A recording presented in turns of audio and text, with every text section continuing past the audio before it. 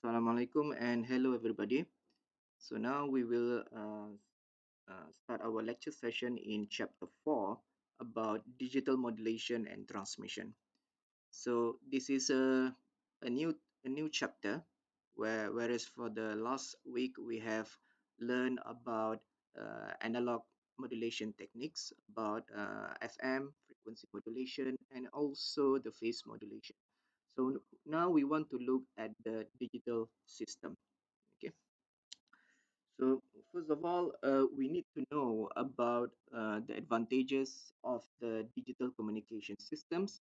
The first one is about noise immunity. So the digital system is more immune towards noise compared to the analog system. Okay, in digital signal, it is not necessary to evaluate the precise amplitude, frequency, or the phase, the one that we have learned in analog system, where a small magnitude of noise can change the amplitude, the frequency, or the phase characteristics. So this is different from the digital systems. Digital signal has two possibilities only, has two states only, whereas we have only logic one and logic zero. Okay. So, uh, so in digital signal, we need a large magnitude of noise in order to change from logic one to logic zero.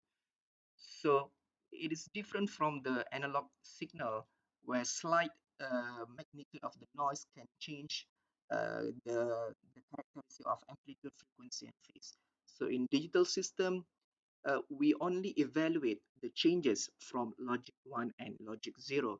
And the noise needs to have a higher amplitudes in order to change the states, the logic state from 1 to 0. So we can say that the digital signal is more immune towards the noise compared to the analog signal. And another thing is that digital signal, as I've mentioned previously, that we have only logic 1 and logic 0 for the digital signal.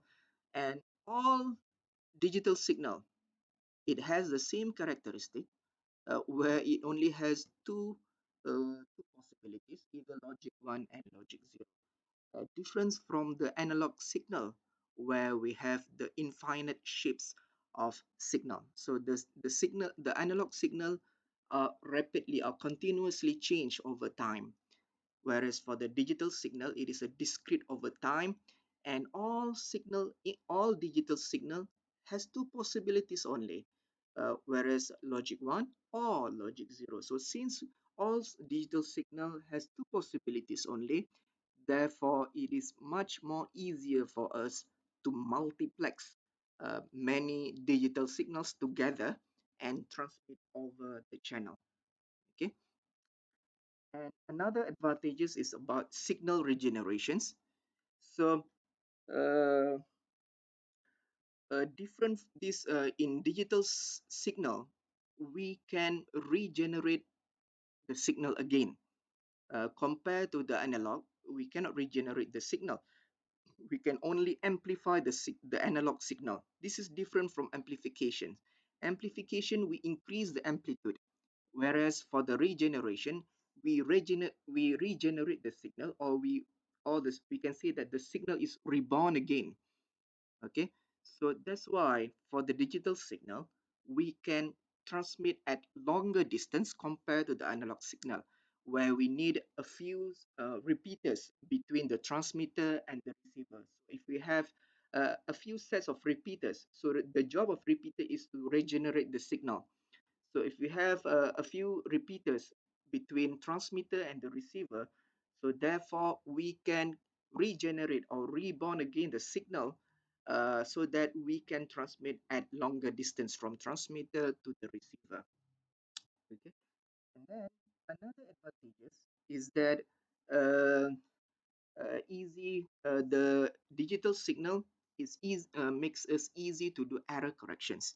So we have the ability to detect the error and also to correct the error. Okay, so how we want to do this is by introduce redundancy in the information, so that we can detect and also to correct the errors. So what is this actually? Actually, error correction means that error correction techniques, in error correction techniques, that means we add more bits to the information signals. The addition of the bits, depending on the uh, depending on the coding techniques, where we add some bits or patterns of bits, so that we can easily detect the errors and easily correct the errors at the receiver. Okay, so um, of course the error will always happen. Okay, error will always happen, but we have the way, we have the method to detect and also to correct the errors. So this is one of the beauty in the digital transmission system. Okay, and digital system also has a few disadvantages. Okay, the first one is about bandwidth.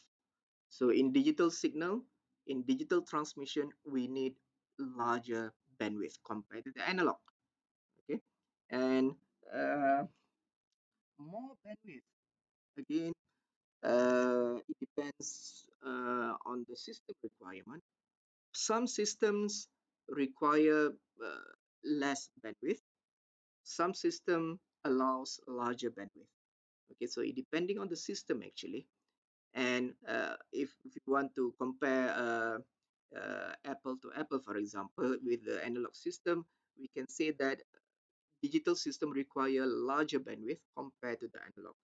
Okay, so this is two things actually. We have a disadvantage, and in some cases, it is also advantage. Okay, and additional circuit. Okay, analog signal must be converted to the digital pulses and then converted back to analog signal. So in digital system, we have the flexibility to have analog input, and we can convert into digital signal. So in order to do that, we need additional circuits. Okay, additional circuits. So we can say that the overall system circuits are more complex compared to the analog. Okay, and then precise time synchronizations. That means the transmitter and the receiver needs to be synchronized in terms of time.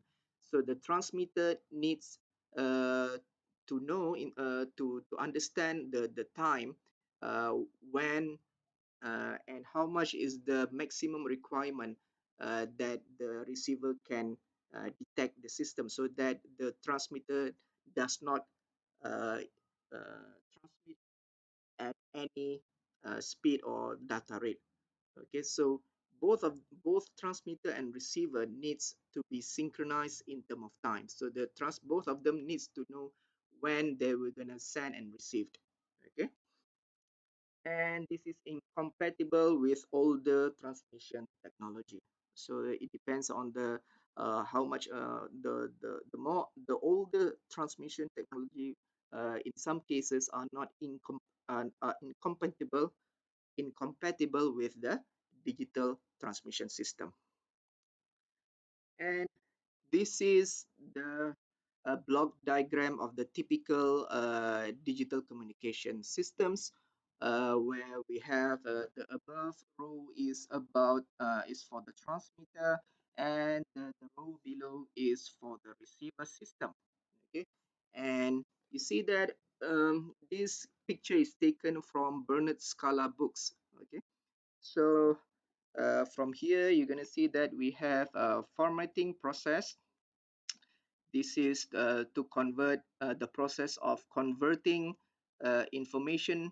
Okay, the information, for example, like voice, in order to convert the voice signal into digital signal, and then it is passed to source encoder. Source encode is to do compression for the information signals. We compress the signal so that we can reduce the bandwidth. And then encryption is for the security, where we encrypt the message so that it is not hacked by other people or other entity. And then channel encode, this is where we add redundancy so that we can do the error detection and error correction. So before we transmit to the channel, we insert additional bits or bits patterns of bits so that we can detect and correct the error later at the receiver.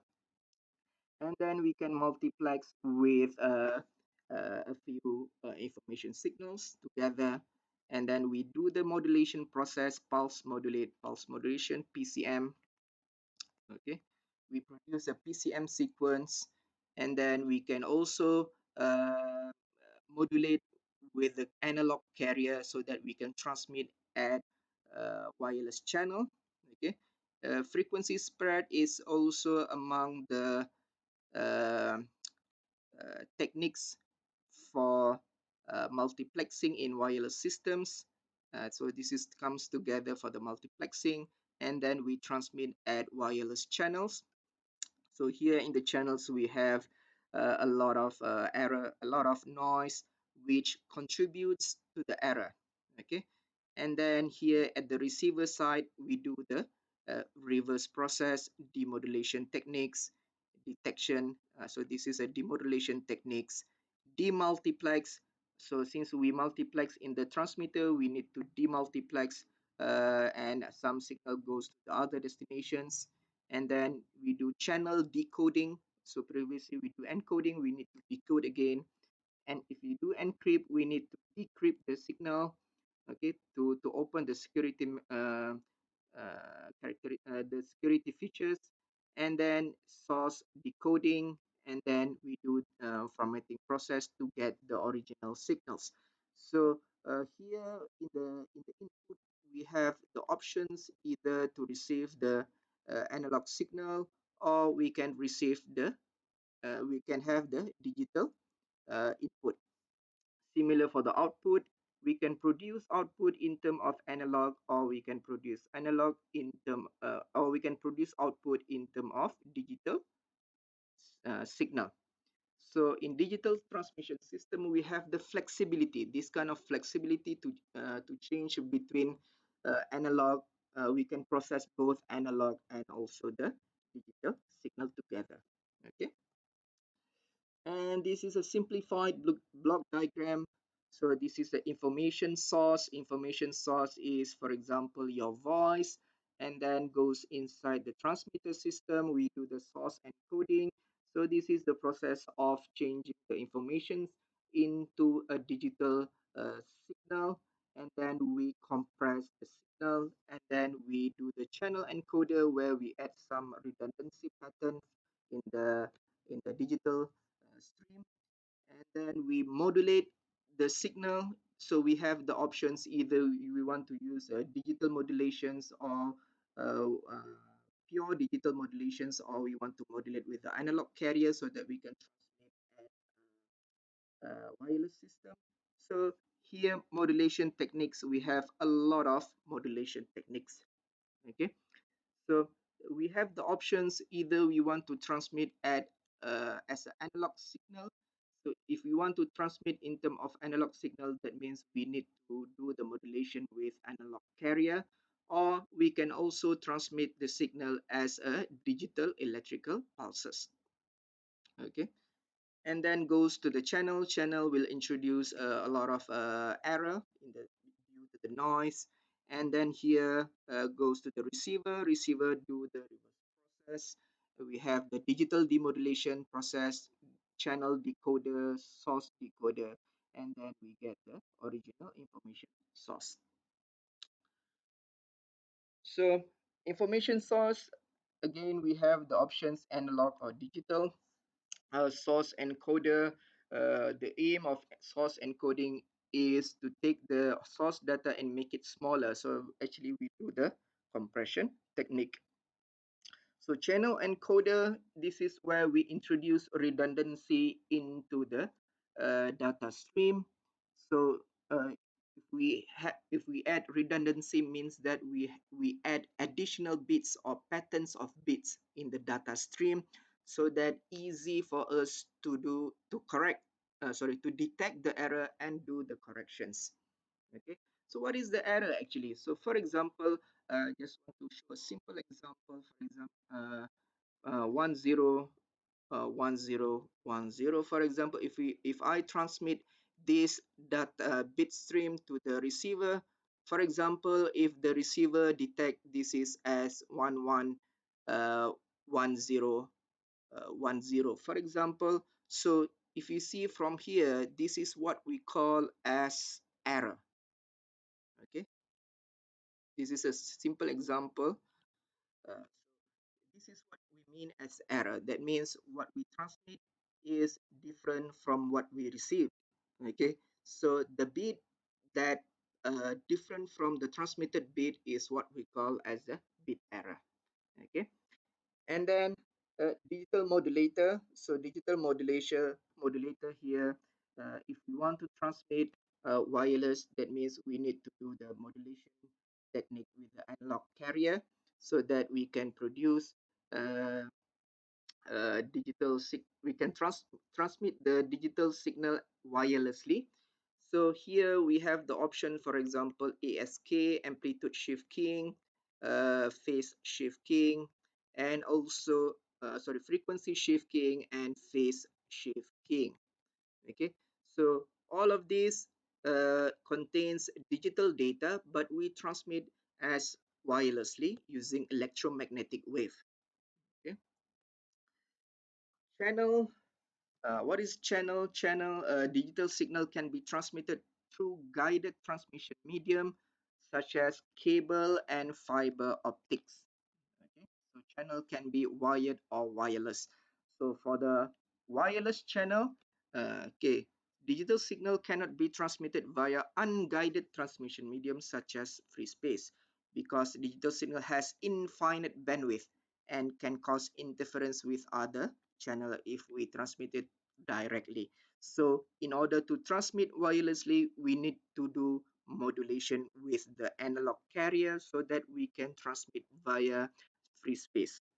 Okay, and this is the block diagram of the uh, this is the block diagram of the processes happens inside the transmission system. For example, here is a formatting process. So for formatting process, we have character coding, sampling, quantization, pulse code modulation, PCM. So this is the process of changing a continuous time signal into a discrete time signal. That means we want to change from analog signal into digital signal. So we do the formatting process. And then source encoding, we do the process of compression techniques. So source encoding consists of a lot of many types of source coding available in the practical system. For example, predictive coding, block coding, and etc.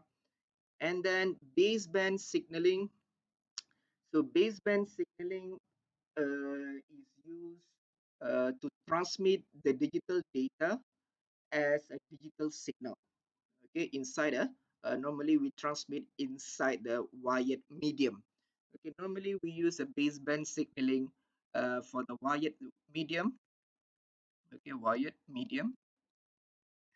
So in order to transmit the digital data into a wired medium, we need to do some sort of modulation techniques, what we call as a PCM or baseband signaling. Okay, this is a PCM pulse code modulation techniques. So we have the options of using the line coding. Okay, line coding, for example, non-written to zero, written to zero, phase encoded, multi-binary, and so on. So there are many types of line coding. So the purpose of line coding is to convert the digital data into electrical pulses which is suitable for transmission along the wired medium. Okay, and then we have Emery pulse modulation technique. So this is a high level modulation techniques, okay, using the baseband signaling. And then equalizations. Okay, so these are the methods in the equalizations. And then we have what we call here is a band pass signaling.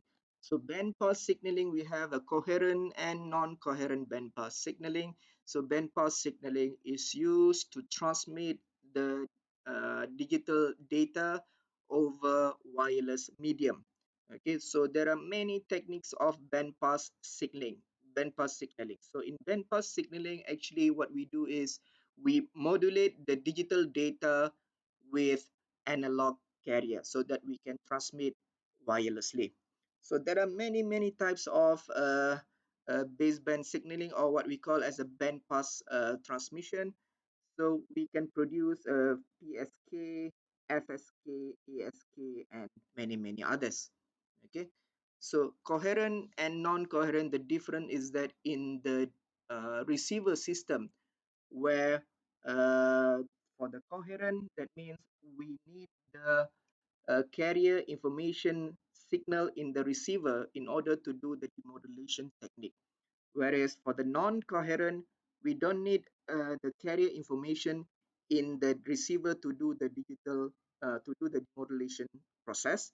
Okay, so non-coherent doesn't involve the carrier information in the demodulation process. So we do the demodulation without the carrier information. So that's what we call as a non-coherent. And then for the channel coding, we have many types of channel coding.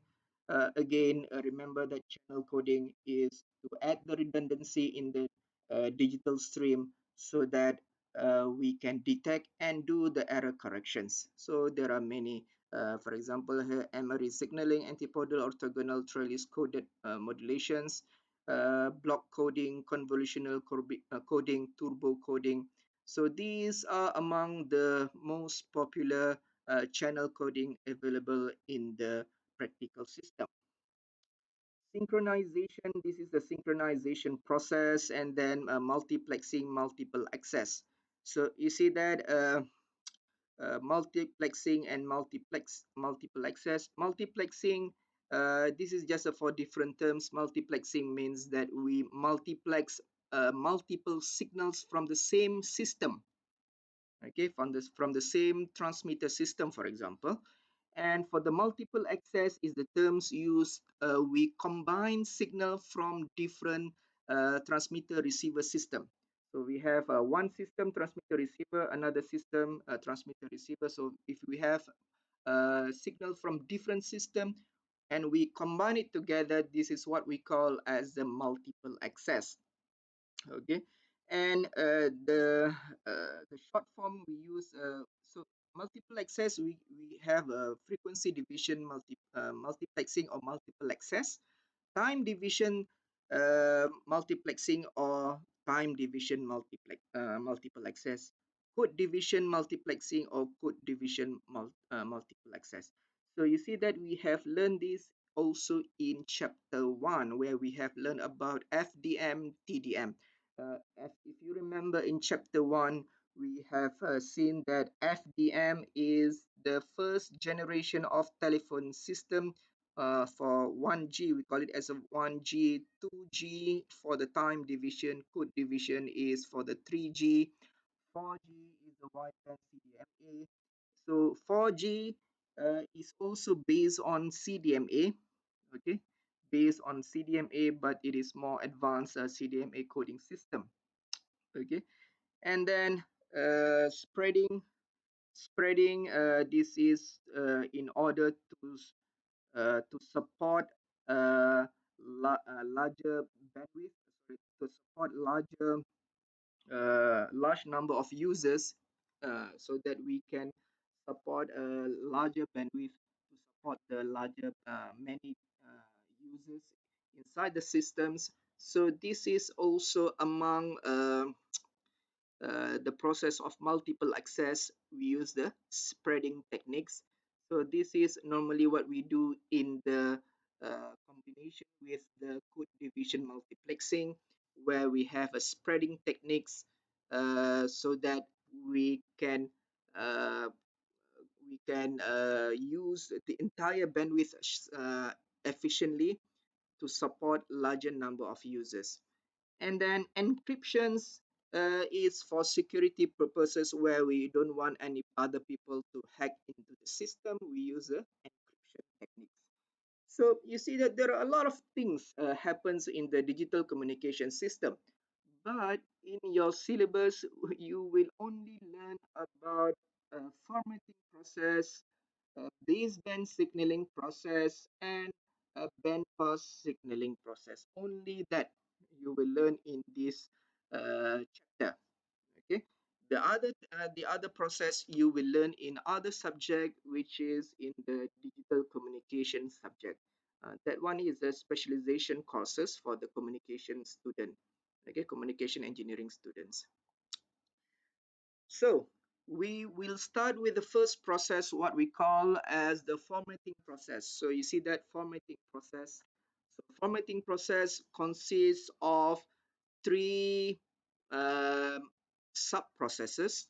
Okay, so this is for the formatting process. Okay, formatting process. So formatting process is to convert from analog to digital signal. So we want to convert from analog into digital signal. So the first one we have the sampling process, second is quantization, and the last one is encoding. Okay, so what is sampling process? So sampling is a process of changing the continuous time signal into a discrete time signal. So continuous time signal is the digital signal, and we want to make it into discrete signal. But remember, discrete signal is still analog. Okay, so here if you see in the picture here, the gray color here, so this is the continuous time signal. Okay, continuous time signal. So the gray color here is the continuous time signal, and we take sample. Okay, at a certain uh, period of time we take samples. So the time for the sampling time is what we call as a TS here, time sample. First sample, second sample, third sample, and so on. Okay, so so you see that we have a few samples. First sample, second sample, third, fourth, and so on. Okay. So you see that now we take sample every times sampling time. So what we produce is a discrete time signal. Okay, we produce a discrete time signal. This is what we call as the pulse amplitude modulation signal, which is discrete over time. Okay, dia tidak continuous terhadap masa. So because the successive output interval can be described as sequence of pulses with amplitudes derived from the input wave. So originally we have continuous signal, now it becomes a discrete time signal. So this is what we call as the PAM signal, pulse amplitude modulation techniques. Okay, so for uniform, the way we do the sampling process, okay, how many times do we need to take a sample? Okay, the main issue here is how many sample that we need to take every second. Okay, that's the big issue here. Okay, so the rate of sampling is what we call sampling rate, Fs. So Fs is equal to 1 over Ts, sampling time. Okay, and we have the guideline here, what we call as the Nyquist criterion. So Nyquist derive the minimum sampling rate. Okay, Nyquist derive the minimum sampling rate to be equal to FM. Okay, so Nyquist say that the minimum sampling rate Fs is equal to 2 FM. That means when we want to do sample, we need to sample at least 2 FM. FM here is the maximum message signal frequency. Okay, FM here is the maximum message signal frequency. Okay, so when we want to do the sampling, the minimum rate is equal to 2 FM. That means we cannot sample less than this, but we can sample more than this. Okay, we must sample more than 2 FM. Okay, so if you see that the sampling, the guideline for sampling is that Fs must be more or equal to 2 FM. Okay, so the minimum Nyquist rate is equal. Okay, Fs equal to 2 FM. So this is the minimum. This is what we call as the minimum Nyquist rate. So the sampling rate must be more or equal to the 2 FM. Two times the maximum. The sampling rate must be more or equal two times the input message signal frequency. Okay, so if you do the TS, if you find the TS, so Fs is equal to 1 over TS. So here you need uh, uh, to do reciprocal or like this, yes, because we divide TS is 1 over Fs. So TS is equal to 1 over 2 FM.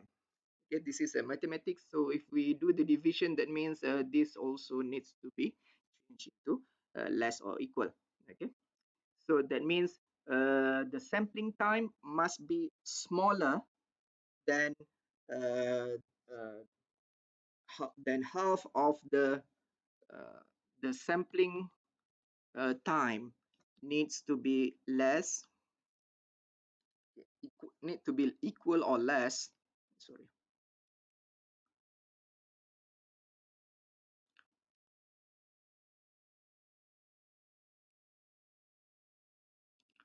So the sampling time needs to be equal or less than uh, half of the half of the message period. Okay, one complete cycle of signal. So remember that this is what we call as the tip for the message. Okay, the time taken for one complete cycle. Okay, the time taken for one complete cycle. So this is what we call PM. So the TS must be smaller than that. Okay, that means we sample much faster than uh, the, the input message frequency. Okay, so what happened if we sample less than 2 FM? What happened? So if we sample less than 2 FM, what happened? There's gonna be overlapping with the adjacent channel. We so the signal in frequency domain, they're gonna be uh, overlapping with the adjacent channel. So this is what we call as aliasing. Okay, so aliasing, if you see in frequency domain, okay, what happened in the frequency domain is that if we sample more than 2 FM, okay, if we sample more than 2 FM, you see that in frequency domain, the channels are separated like this. Okay, so we have the separation from one channel, from one symbol to another symbol. Okay, this is one symbol, second, and so on. So symbol here, what I mean is that the first sample, second sample, third sample, and so on. So if we sample less than more than 2 FM, that means we're gonna have a larger distance separated from one sample to another sample. However, if we sample less than 2 FM, so it's gonna be aliasing where it's gonna be overlap with adjacent sample. Okay, it's gonna overlap with the adjacent sample. So you see that the overlapping here, okay, will degrade the quality of the sample signals. Okay, so this is in term of this is in frequency domain, because we sample many times. Okay, so if we sample less than 2 FM, what happen is that the samples gonna be overlapping one to another in frequency domain. Okay, so that's why when we want to sample, we need to sample more than 2 FM. So remember that uh, FM. So theoretically, the higher the frequency of sampling, the better would be the quality of the output signal. That means we sample many times. That means we take many samples. So if we take many samples, that means we're going to produce a better quality of signal because we have many sample, and the chances of error is going to be less. Okay, however, if we sample too much, okay, if we sample too much, that means we need larger bandwidth. There's a concept, there's a pro and cons. Okay, if we sample too much, we need higher bandwidth. Okay, and there are three types of sampling techniques. We have impulse sampling, natural sampling, flat top sampling. Okay, these are the types of sampling process. Okay, so how do the sampling process happens? So sampling, you see that theoretically, in sampling process, actually what we do is we do multiplication process of analog input. Okay, and we multiply with the what we call here as the impulse train function. Okay, so this is the impulse train function or delta function over here. And when we do the multiplication process in time domain, what happen is that we're going to produce a discrete time signal like this. Okay, so we're going to produce a discrete time signal like this. So you see that mathematically we do the multiplication of input multiplied in time domain with the impulse train. Okay, so we produce yt or y delta t because we multiplied with delta function or impulse train. So what the sampling output here is like this, from minus infinity to infinity x nt delta t minus nt. So you don't need to memorize these equations. Okay, you just need to know that these sampling, impulse sampling, what we do is we do multiplication process in time domain. Okay, and then later we have another the next types is natural sampling. So natural sampling, you see that we do the multiplication process also in time domain, but now we multiplied with the pulse train, rectangular pulse train like this.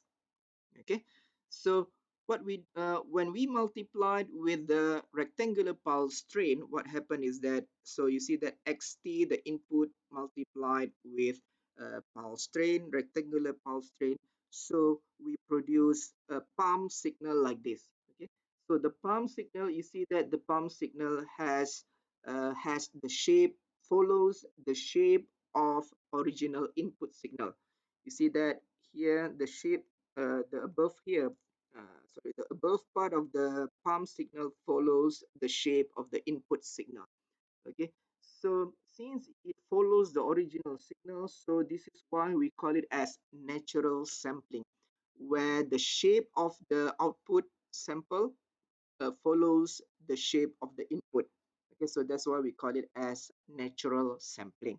Okay, and you see that we also do the multiplication process in time domain. So you don't need to memorize this, just need to know that this is a process of multiplication of two signals in time domain. And then we have the third type of sampling process is what we call as the flat top sampling. Okay, so in flat top sampling, you see that we do the process of convolutions. Okay, so now we have a different process, what we call as the convolutions. Okay, convolution is different from the multiplication. So we do the convolutions process in time domain. Okay, so you see that here, convolution. So convolution of pulse train with the y delta t, the impulse. So from the impulse sampling. Okay, y delta t is actually from the impulse sampling, where we do the multiplication with the delta function. Okay, so actually what we do is we multiply with the delta function and then we convolute with the pulse train. Okay, so you see that this is the pulse train and this is the impulse sampling functions. Okay, so we do convolution, so convolutions, and at the end we produce this flat top sampling. So here flat top sampling, you see that the top of the sample is flat. Okay, the top of the sample is flat. So this is why we call it as flat top sampling. Okay, so flat top sampling, you see that here, this is PT convolute with the delta function, with the impulse sampling function from minus infinity to infinity. So this is, if you want to see uh, this one xt delta t minus nt is from the impulse sampling, where we do the multiplication in time domain uh, for the delta function and the input signal. Okay, and then for the flat top, we need to do another process is for the to do the convolutions with the PT. So PT, this is the rectangular pulse like this, pulse train rectangular like this, from minus t over 2 to t over 2 with the amplitude of 1, and then we produce the output flat top sampling like this. So flat top sampling is the what we can say that this is the most popular and most used in the practical system nowadays. We still using the flat top sampling. So there are some benefit that we use flat top sampling. Actually, we can reduce the errors actually. Okay, because if we have a different if we have a different amplitudes like the natural sampling, actually it is more prone towards the error actually. So if we have a flat like this, it is more, we can say that it is more immune towards the noise. Okay, we can reduce the amount of noise, or we can reduce the amount of error in the system if we use the flat top sampling. So example 6.1. Okay, example 6.1. So audio signals are often sampled at different rates. CD quality audio is sampled at 44.1 kilohertz rate, while telephone quality audio is sampled at 8 kilohertz. So what are the maximum frequencies in the input signal that can be fully recovered for these two sampling rate? Briefly describe the theory you use to obtain the results. So now we have a CD quality audio and also the telephone quality audio. Okay, so a CD quality audio, you see that the maximum frequency is 44,100 hertz. Okay, divide with 2. So this is you see that we sample the signal. Okay, we sample the CD quality audio signal at 44 kilohertz. Remember the sampling rate, the minimum sampling rate is 2 FM. Okay, that means the maximum input frequency is FM. So FM is, you see that this is Fs, so that means FM is equal to Fs over 2. So this is if we sample at minimum rate, at Nyquist rate. Okay, ini kalau kita sample pada nilai yang minimum. Okay, so that means the sample rate divide with 2, so we get the FM over here, the input message frequency, which is 22,050 hertz, 22.05 kilohertz. Okay, and then for the telephone quality, you see that again the maximum the sample frequency is 8 kilohertz. 8 kilohertz. That means when we want to find the input message frequency, we need to divide with 2. So we get the input message frequency is equal to 4 kilohertz. Okay, we divide with 2. Remember that sampling rate, the minimum sampling rate is equal to 2 times the maximum input signal frequency. So we use this formula. So if you want to find input message frequency, FM equal to Fs over 2. Sampling rate divide with 2.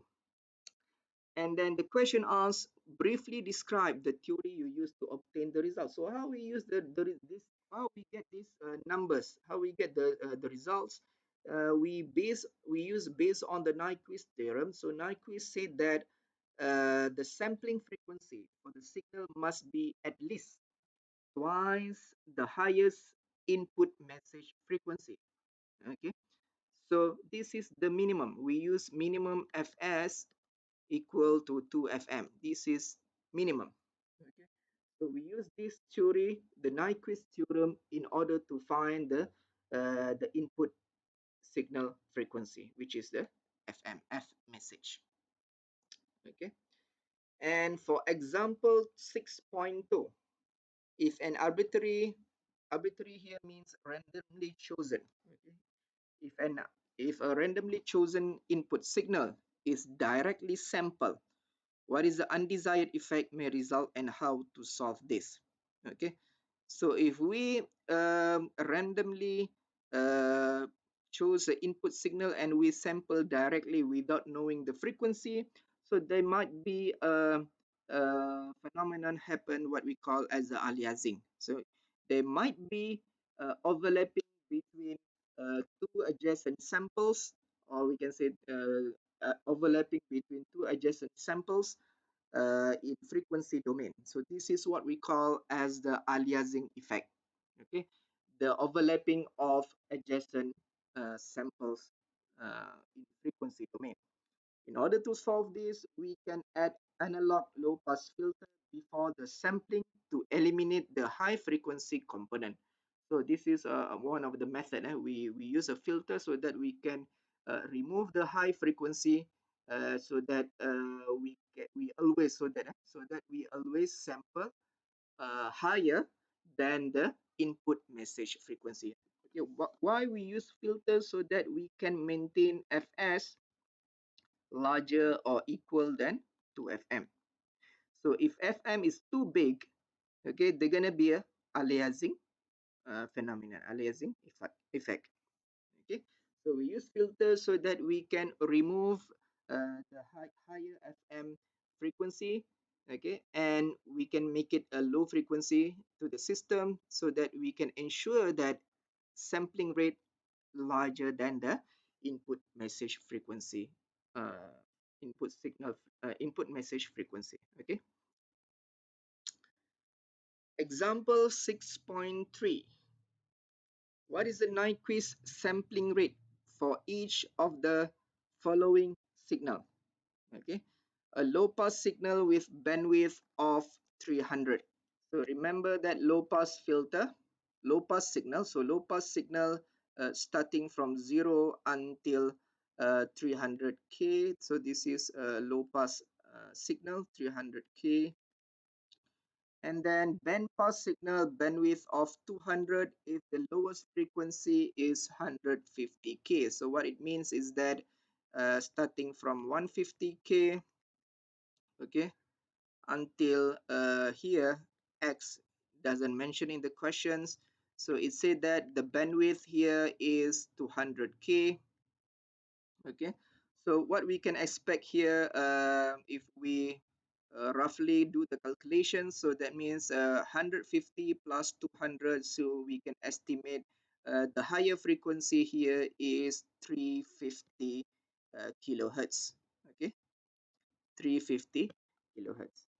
So now what is the question? So the question asks, what is the Nyquist sampling rate? What is the minimum sampling rate for each of these types of signal, low pass and band pass? Okay, this is for the example. So you see that for the first question for the low pass signal, so the low pass signal, uh, the signal starts from 0 until 300 kilohertz. Remember that the sampling rate must be, the minimum sampling rate must is equal to the 2 times FM, 2 times the highest input message frequency. So the highest input message frequency for this low pass signal is 300.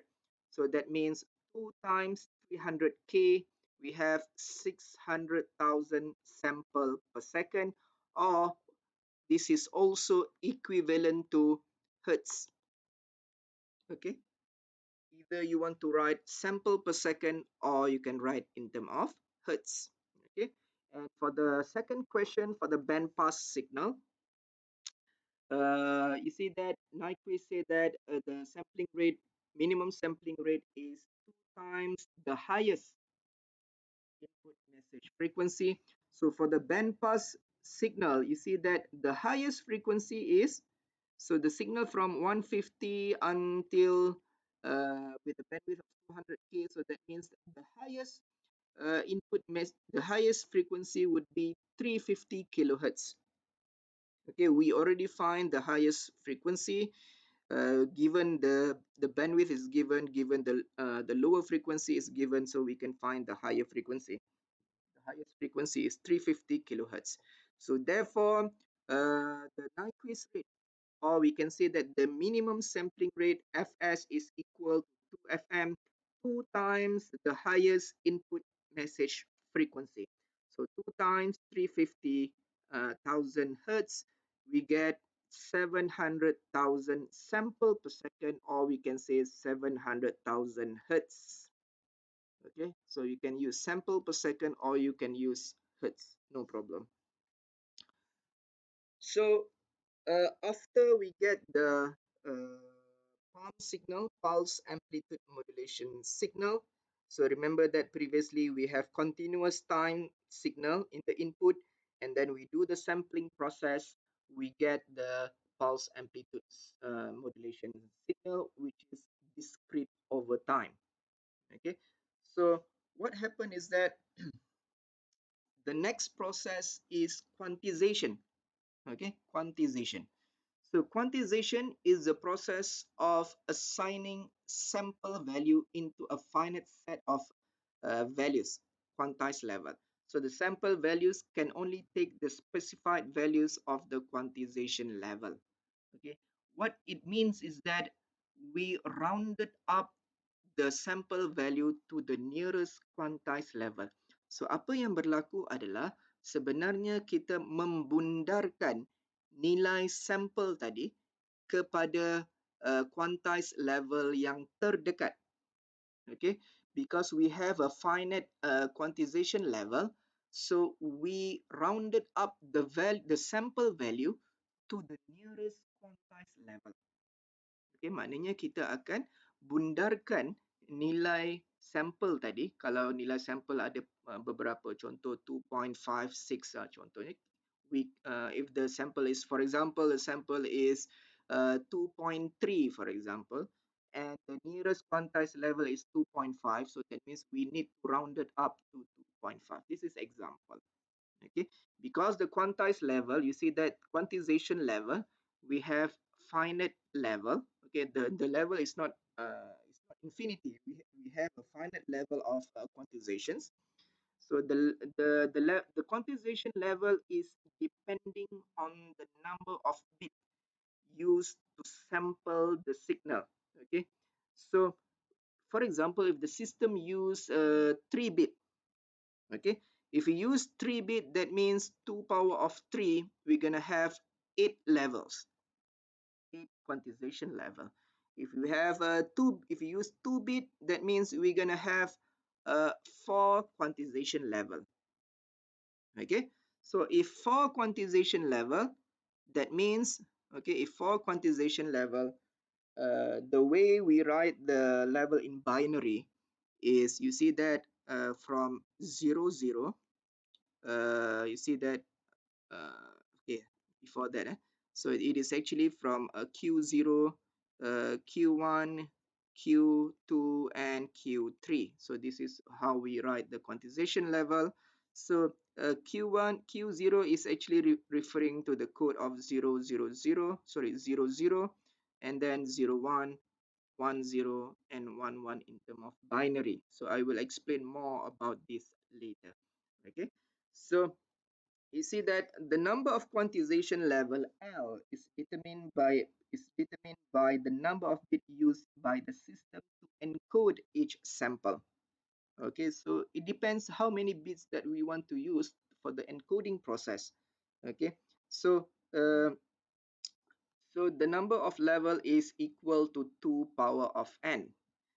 Okay, so you see that in for the quantization level, theoretically, we want to have as many as possible the quantization level. Okay, kita sebenarnya theoretically menginginkan jumlah level itu sebanyak yang mungkin. Okay, why we need many quantization levels uh, so that the chances of error is can be kept to be minimum. Remember that quantization is the process of rounded up the value. So when we do the rounded up value, that means there's gonna be error. The rounded up is actually error. We are causing the error. Okay, we are introducing error actually in the system because we rounded up the sample to the nearest quantized level. So if we have many levels, that means the magnitude of the rounded value would be much smaller. Okay, kalau kita ada banyak level, bermakna kalau kita ada banyak quantization level, bermakna proses pembundaran itu adalah sangat kecil. Okay, lagi kecil, the smaller the rounded up value, the smaller will be the noise. Okay, lagi kecil kita bundarkan, okay, lagi kecil magnitude pembundaran itu, lagi kecil dia punya magnitude noise, which is better. However, if we have too many quantization level, we're going to consume a lot of bandwidth. Okay, so there are pros and cons actually. Okay, if we go higher quantization level, that means we're going to have a better quantization process, a better output quality. However, we're going to produce a lot of bandwidth. Okay, we're going to consume a lot of bandwidth. So there's a pro and cons. Resolution. Okay, resolutions here is the magnitude of difference between adjacent steps. It is called as a quantization interval or quantum. So this is what we call as the minimum step size, the step size. Okay, so the resolution is equal to the voltage of the minimum step size, which is equal to the voltage of the least significant bit. So you see that the resolution is actually referring to the step size. Okay, referring to the step size. It means that the difference from one level to another level. Okay, the difference from one level to another level. So resolution is defined in terms of voltage. Okay, berapakah nilai tinggi step size atau anak tangga ini. So this step size is actually the difference from one level to another level. Okay, this is what we call as the resolution. Okay, quantization error. Since we rounded up the value to the nearest since we rounded up the sample value to the nearest quantized level, what we do is we actually introduce the error. Okay, so how big is the error? Okay, the error is equal to uh, sample value minus quantized value. So modulus sample value minus quantized value in positive. So we have the modulus over here. Okay. So for example, if our sample is 0.5 and we rounded up to the nearest quantized level, which is, for example, here is 0.6, for example. Okay, so that means we have the quantization error for about 0.1 volt. So this is an example. So when we rounded up the value, not necessarily we increase the voltage, but it can also be reduced. For example, if the sample is 0.5 and the nearest quantized level is 0.45, for example. Okay, so we can rounded up the value to the nearest quantized level. For example, the nearest is 0.45. We can also do like that. Okay, so that means I reduce the sample voltage to be 0.5 since the nearest is 0.5 volt. So this reduction, okay, is for about 0.05. So this is what we call as the quantization error. Okay, this is the quantization. So the rounded up value is the quantization error. And here you see that the maximum quantization that can happen here is QE max, which is resolutions divide with 2, or the step size divide with 2. Okay, so QE is equivalent to the additive white noise as it alters the signal amplitude. QE is also called the quantization noise, which is QN. QE and QN here is the same thing. It is a same thing. So white noise means that it is the noise that happens in all frequency, regardless of the frequencies. Okay, the noise happens in the same manner. Okay, so regardless of the noise, it spreads in the entire frequency domain. Okay, dia tidak bergantung. It is not depending on the noise, so that's why it spreads over the entire frequency. Regardless of the frequency, this kind of noise happens inside the system. Okay, so this is example. You see that based on this picture here. Okay, so based on this example, you see that this we have a sample. So this is originally we have the continuous time signal. After that, it is sample. Okay, it takes a lot of sample. You see that the sample is 1.3, 3.6, 2.3, and so on. Okay, and then for the quantization, you see that we have 8 levels of quantization level. So that means we use a 3 bit. So 2 power of n, which is we use a 2 power of 3. So we have 8 level. Okay, so 8 level, which is in this example spreads from minus 3.5 volt until 3.5. So the V peak to peak from 3.5 to minus 3.5, and the step size here is 1 volt. Uh, from one level to another level, the difference is 1 volt. Okay, 1 volt, 1 volt. You see 1 volt over here is 1 volt. So here, this is what we call as a folded binary, where the 0 is not counted in this scenario.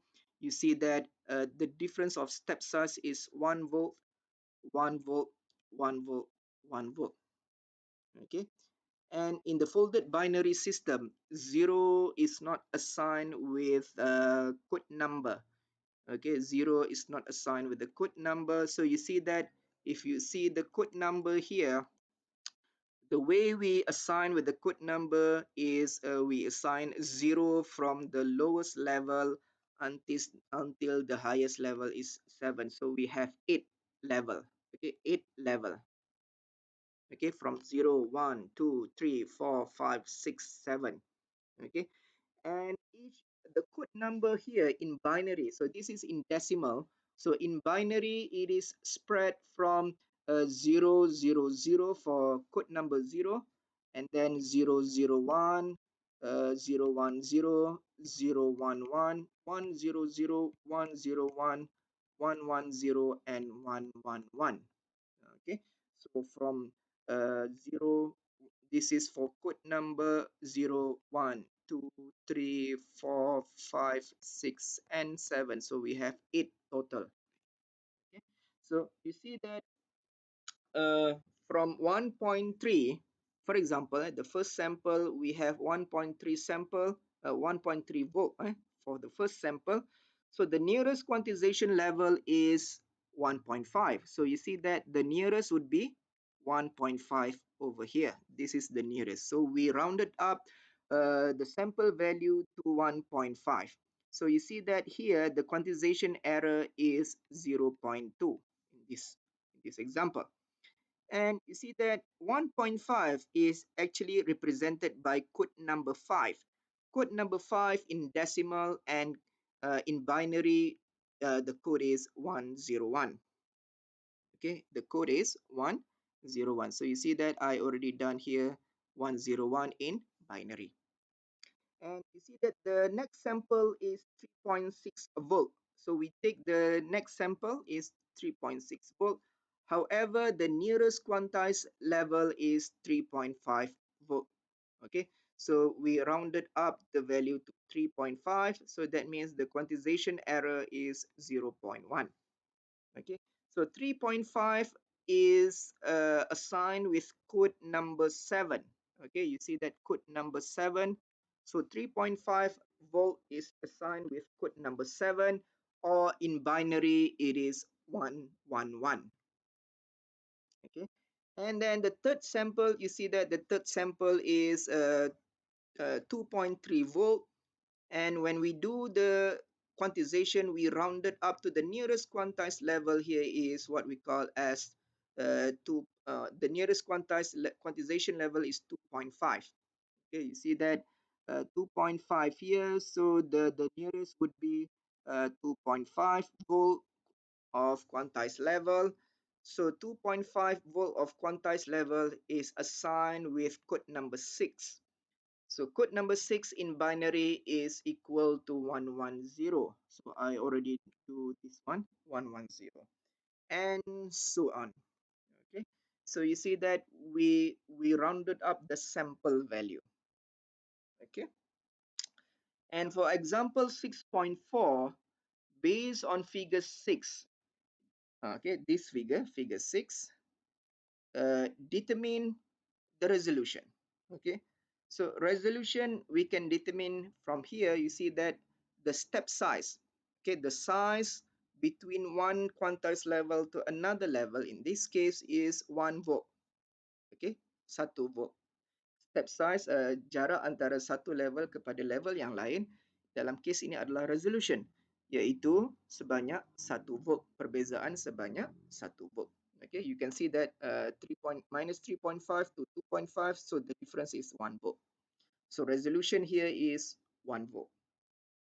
Okay, so the step size, tinggi anak tangga tu antara between one level to another level is 1 volt. The maximum quantization error, okay, is equal to a resolution divide with 2. So this is according to theory that the maximum quantization error that can be produced in the system is resolution divide with 2. So this is the maximum error. The maximum quantization error would be 0.5. Okay, and then quantization error for sample 1 to 3. So we already find this okay previously. You see that from 1.3 to 1.5, so the difference is 0.2. From 3.6 sample value to quantized level 3.5, so the error is 0.1 volt. From 2.3 to 2.5, that means the quantization error is 0.2. Okay, so here better we do in term of table. So in term of table, we have the sample value on the first column here, 1.3, 3.6, and 2.3. First sample, second sample, third sample, and we rounded up to the nearest quantized level. So how much is the difference? The difference would be the quantization error, which is 0.2, 0.1, and 0.2 volt. So this is actually in term of volt. So all of this is in term of volt. So sample value, quantized value in term of volt. So we get the difference in the voltage difference is the quantization error. Okay. And then we have another parameter, what we call as the signal voltage to quantization noise voltage, SQR. Okay. So SQR is the ratio of signal voltage to quantization noise voltage. Okay, so SQR equal to V over Qn. Okay, So the SQR minimum occurs for the lowest magnitude quantization voltage. So this is SQR minimum is equal to V minimum divide with the quantization noise, and the SQR max occurs for the maximum magnitude of quantization voltage, which is equal to V max over quantization noise. So this is the highest magnitude, okay, the highest magnitude of quantization, okay, the highest magnitude of quantization voltage divide with the minimum quantization voltage. So this is actually referring to the resolution actually, okay, resolution. And Vmax here is the V peak actually, the peak amplitude of the quantization signal. And then dynamic range.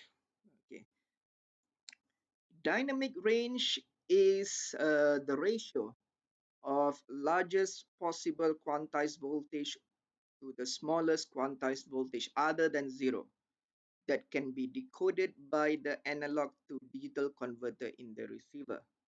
Okay, so this is the largest possible quantized voltage, the ratio, I mean, the ratio of largest possible quantized voltage to the smallest possible quantized voltage other than the zero. So this means that we want to know, basically what we want to know is actually the number of levels actually, from the lowest voltage to the highest voltage. That means from the lowest peak to the highest peak. Okay, so dr dynamic range is Vmax over Vmin, or Vmax divide with the resolution. Okay, so here, in other words, dynamic range is the number of quantization level excluding 0 volt. Okay, it is actually the measurement of how many levels that we have from the lowest value, from the lowest voltage to the highest voltage, excluding the 0 volt. Okay, what we can do actually is using 2 power of n minus 1. So this is the easiest formula. What we can do is 2 power of n, 2 power of number of bit, okay, 2 power of number of bit minus 1. So if I use 2 bit, okay, if I use 2 bit n equal to 2, for example, that means the dynamic range would be 2 power of 2 minus 1, which is 4 minus 1, so I get 3. Okay, so 3 levels from positive voltage, okay, from positive voltage, between positive voltage and negative voltage. So I have a 3 quantization levels. This is example. Okay, so if I use a 3 bit, for example, so 3 bit, that means 2 power of 3 minus 1, so I get 8 minus 1, so it is 7. We have 7. The dynamic range is 7. That means from positive voltage to negative voltage, I have 7 levels. Ada 7 level of quantization. Okay, so here, this is the formula that we often use to find the dynamic range. Okay, so dynamic range can be expressed in normally expressed in terms of decibel. So dynamic range in decibel, it is equal to 20 log dr. 20 log, okay, so it is actually 20 log 2 power of n minus 1. Okay, so we get the dynamic range in terms of decibel. And example 6.5, okay, example 6.5, for a PCM system with the following parameter. So you are given this one. This is from the if I'm not mistaken, this is from Wayne Thomas's book.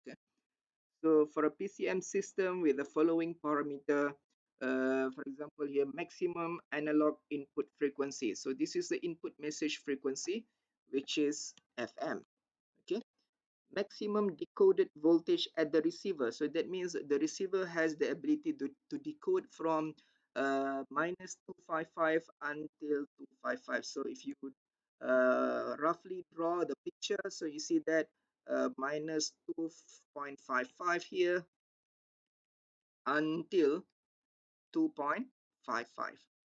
Okay, so this is voltage versus sample. Okay, so sample time, so we can say this is a TS, for example.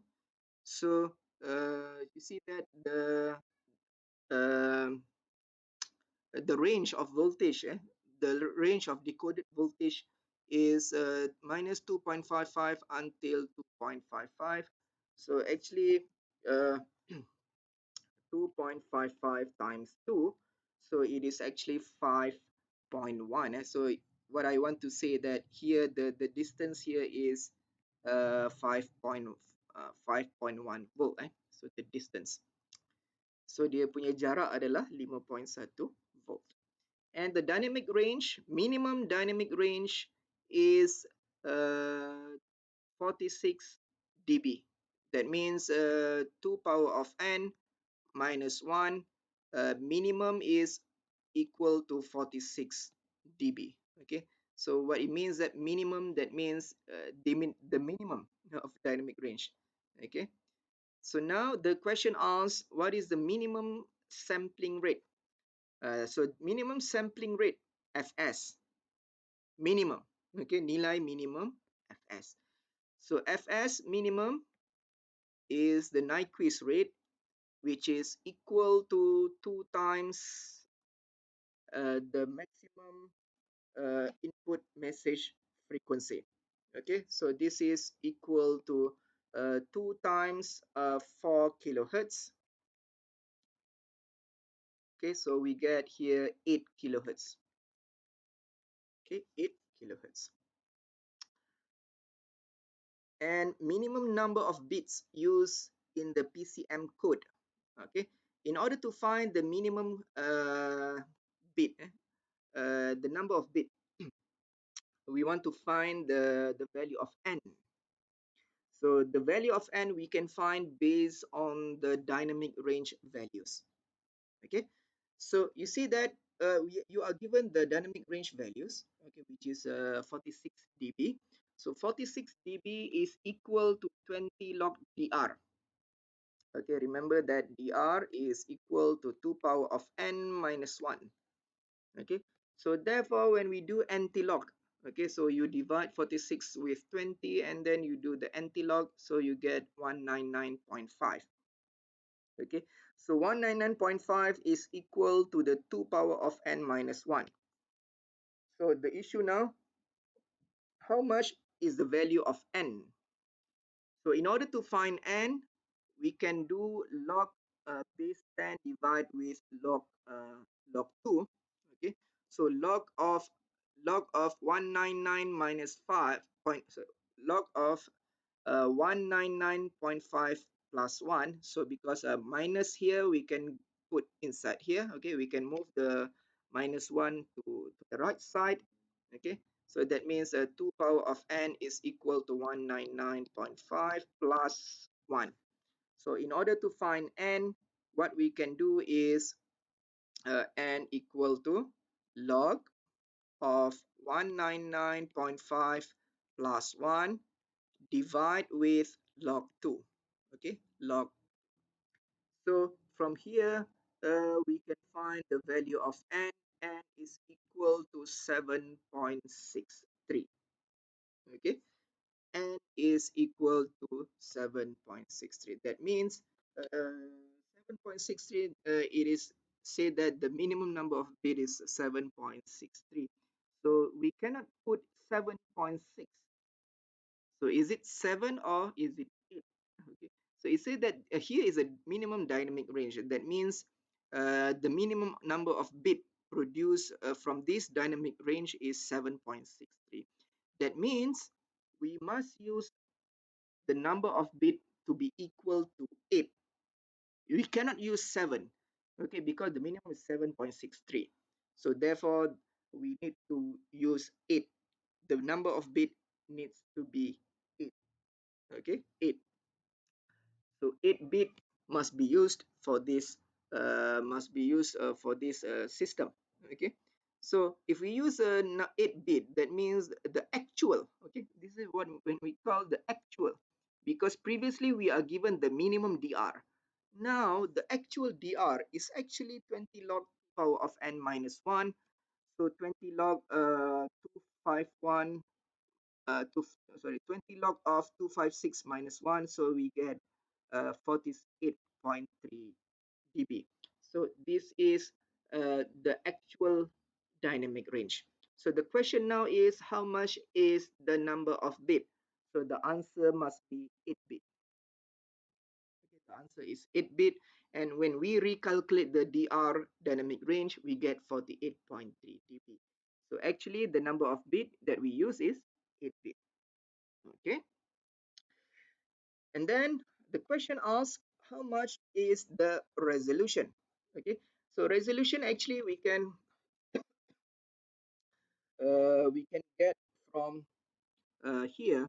Okay, so you see that from these equations. Okay, from these equations,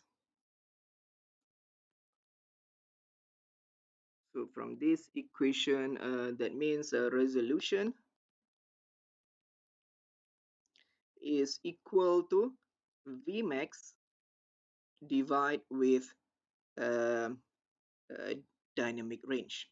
Okay, where Vmax here, okay, Vmax here means that voltage peak to peak.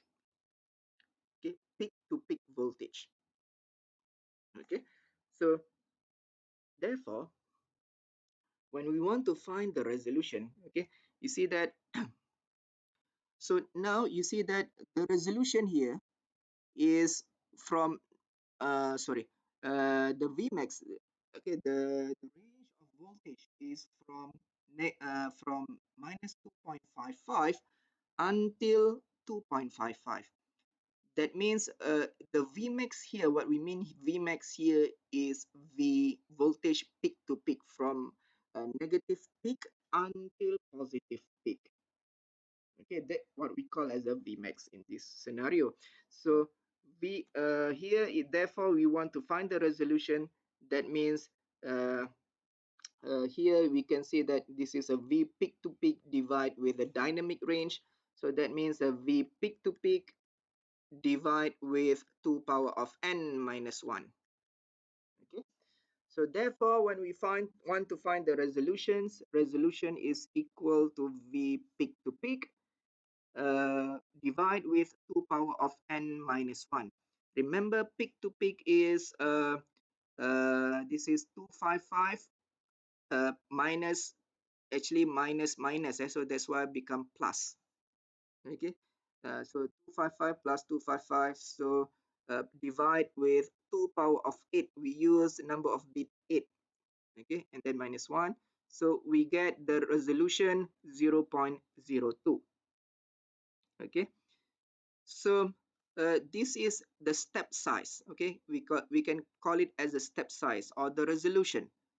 Okay, the resolution or the step size is 0.02. That means the difference from one quantized level to another quantized level is for about 0.02. Okay, and here is the quantization error. So how much is the maximum quantization error? So this is actually referring to the maximum quantization error, which is equal to resolution divide with 2. Okay, so resolution divide with 2, so 0.02 divide with 2, so we get 0.01. So this is the maximum quantization error. Okay, so you see that so between 2.55 and minus 2.55. Okay, so here is 0.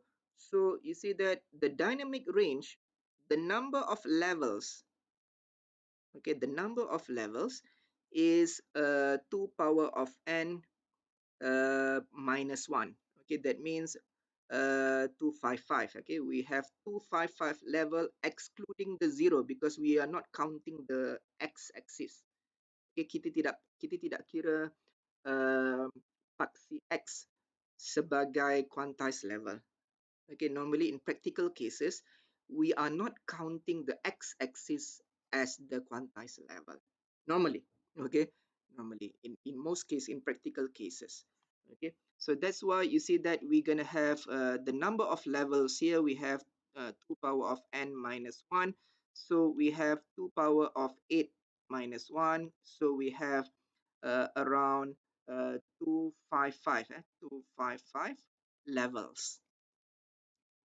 quantized levels. And each level, okay, each level is separated by 0.02 volt.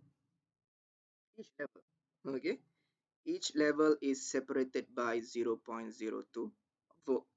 Okay, and since we use it, see that each level, setiap quantized level is separated by 0.02 volt.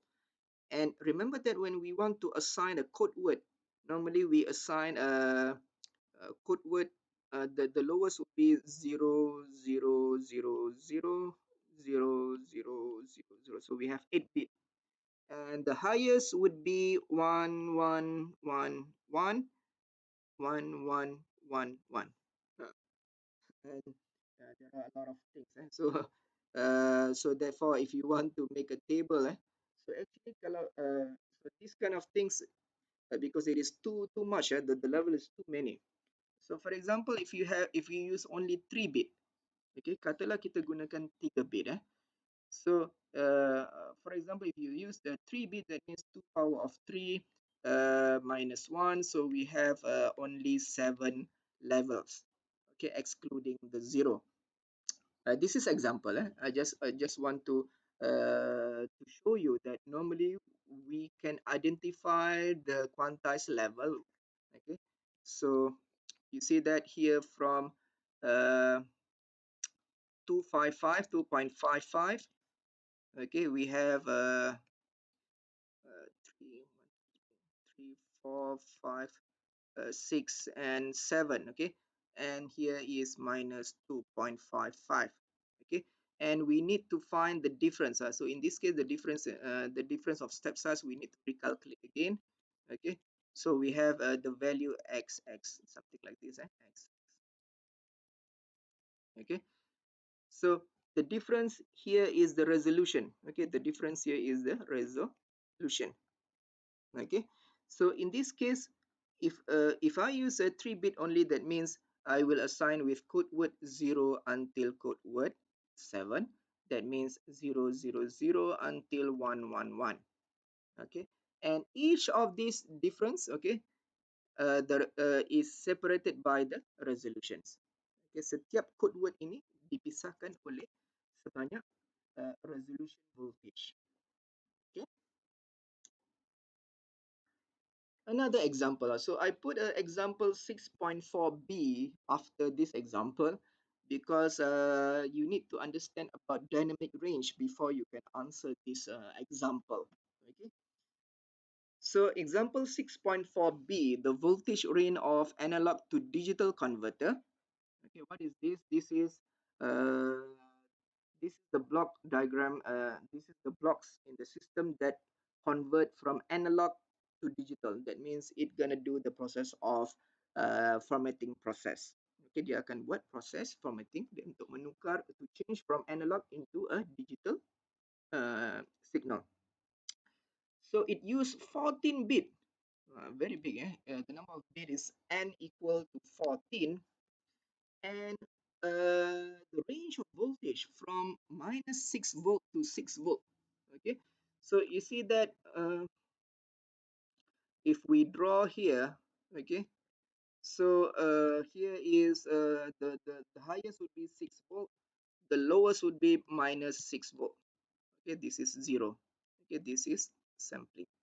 Okay, this is voltage versus sampling time.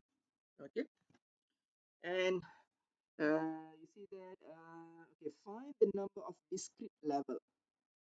Okay, so the number of level, if we just want to find the number of level, okay, the number of discrete level, uh, when we mention about level here, how many level of the quantization that can be used here is actually 2 power of n. This is the number of levels. Okay, the number of levels is 2 power of n, so we get 2 power of 14, which is equal to 16,384. Okay, and then you see the next question, the number of voltage increment used to divide the total range. So this is actually the number of voltage increment. How many times we increase? How many times the voltage increment from minus 6 volt until 6 volt? Okay, how many times we do the increment from minus 6 volt until 6 volt? So this is actually referring to the dynamic range. Okay, berapa banyak kali kita increase the level daripada 6 volt sehingga 6 volt. Okay, remember that we increase for about how many times we increase? So actually what we increase the values of step size uh, for about 2 power of n minus 1. Okay, so there are about 16,000. Okay, this is 2 power of n minus 1, so we get 16,383 levels, excluding, this is excluding 0. Okay, excluding 0 volt, or we can say this is excluding x-axis.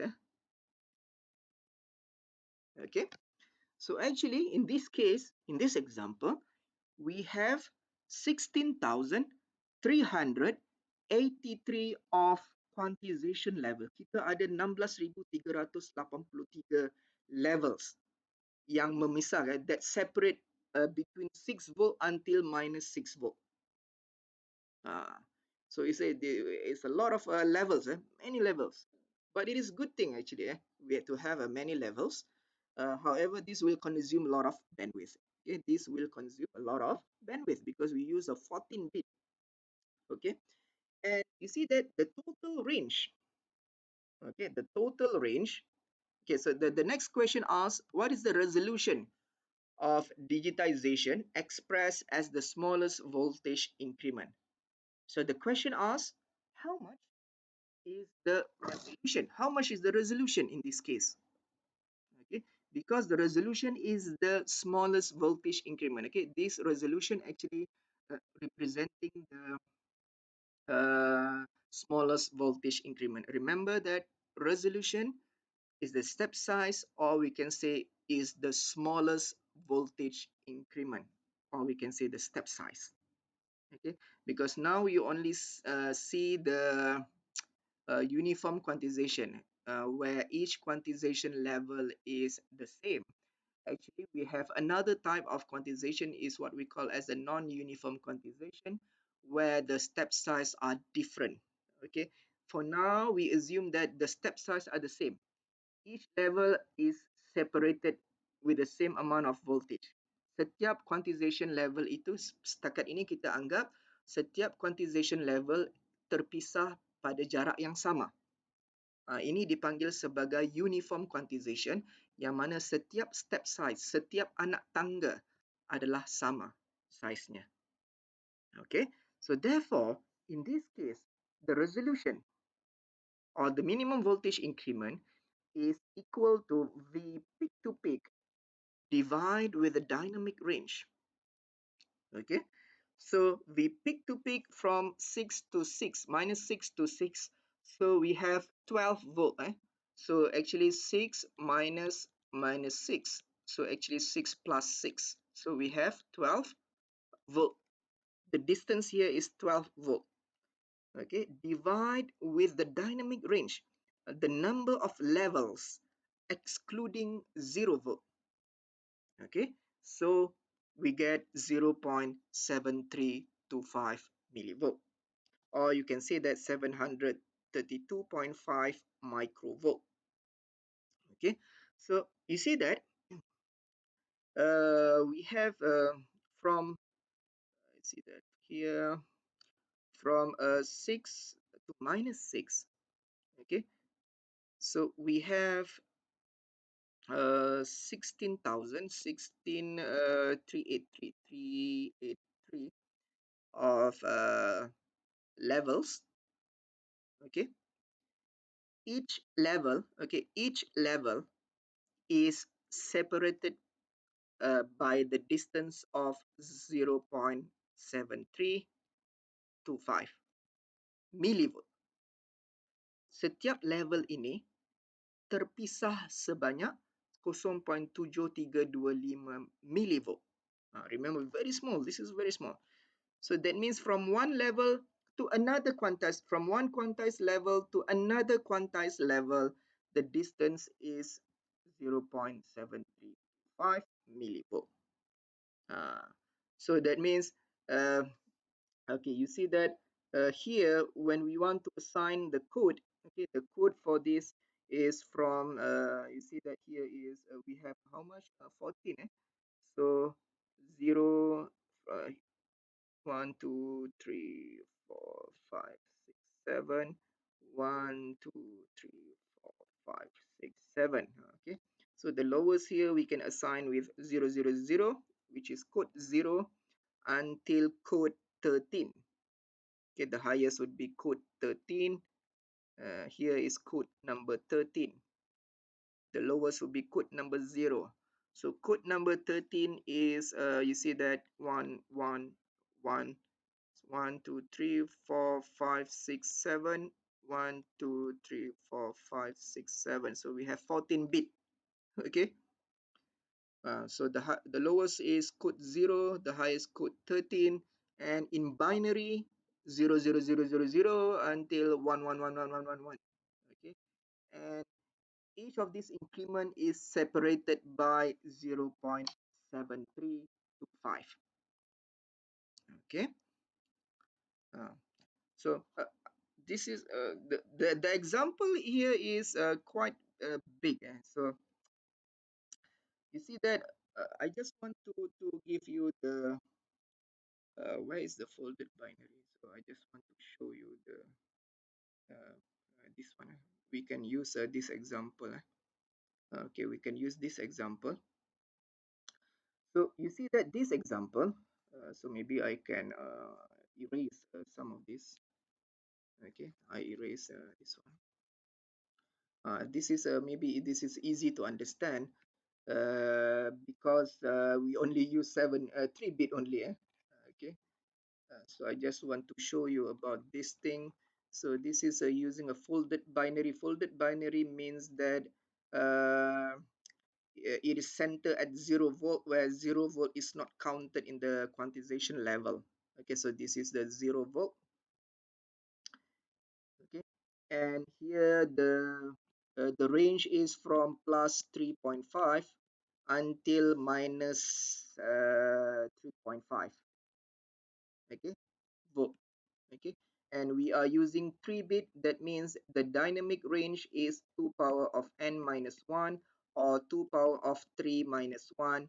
So we get the dynamic range would be 7. Okay, the dynamic range is 7. Okay, so 1, 2, 3, 4, 5, 6, 7. So the dynamic range is 7, excluding the 0 volt. Okay, so you see that here the example here 7 divide with 7. So we have here is peak to peak is 7.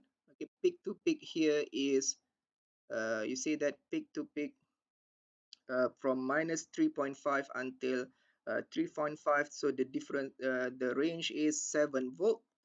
We divide with the dynamic range of 7. That means the resolution gonna be 1 volt. Okay, 1 volt from the below. You see that 1 volt. So from minus 3.5, the difference 1 volt until 2.5, another 1 volt. Okay, 1 volt, 1 volt, another 1 volt. Okay, 0 minus 0.5.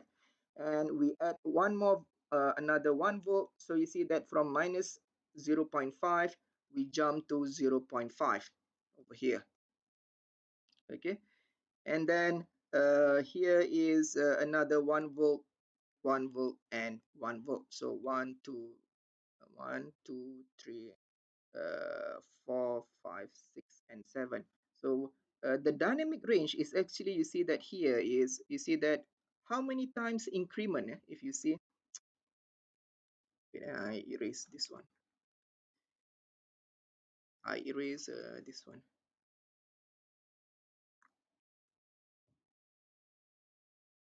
So you see that the first increment, second increment, third, fourth, 5, 6, and 7. So this is the dynamic range is 7. Okay.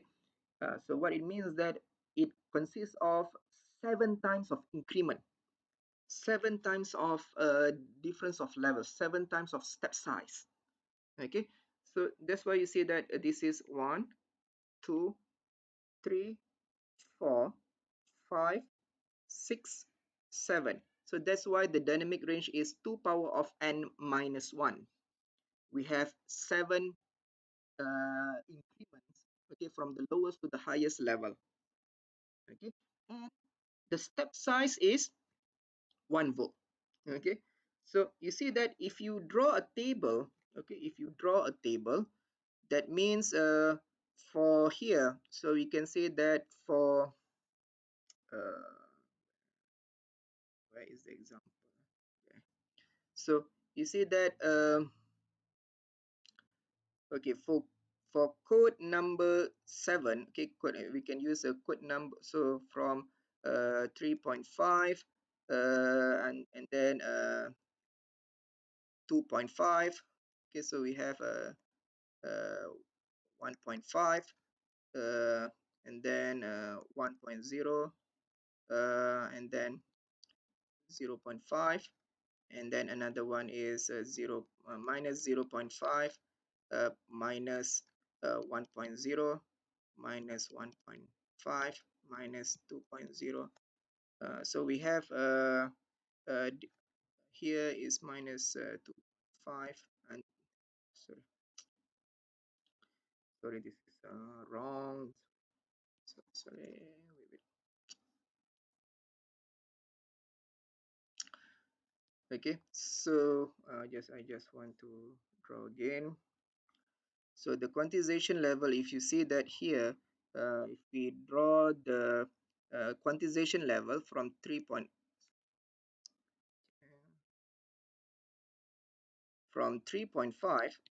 and then the difference is 2.5, 1.5, 0.5, minus 0.5, minus 1.5, minus 1.5, minus 2.5, and minus 3.5.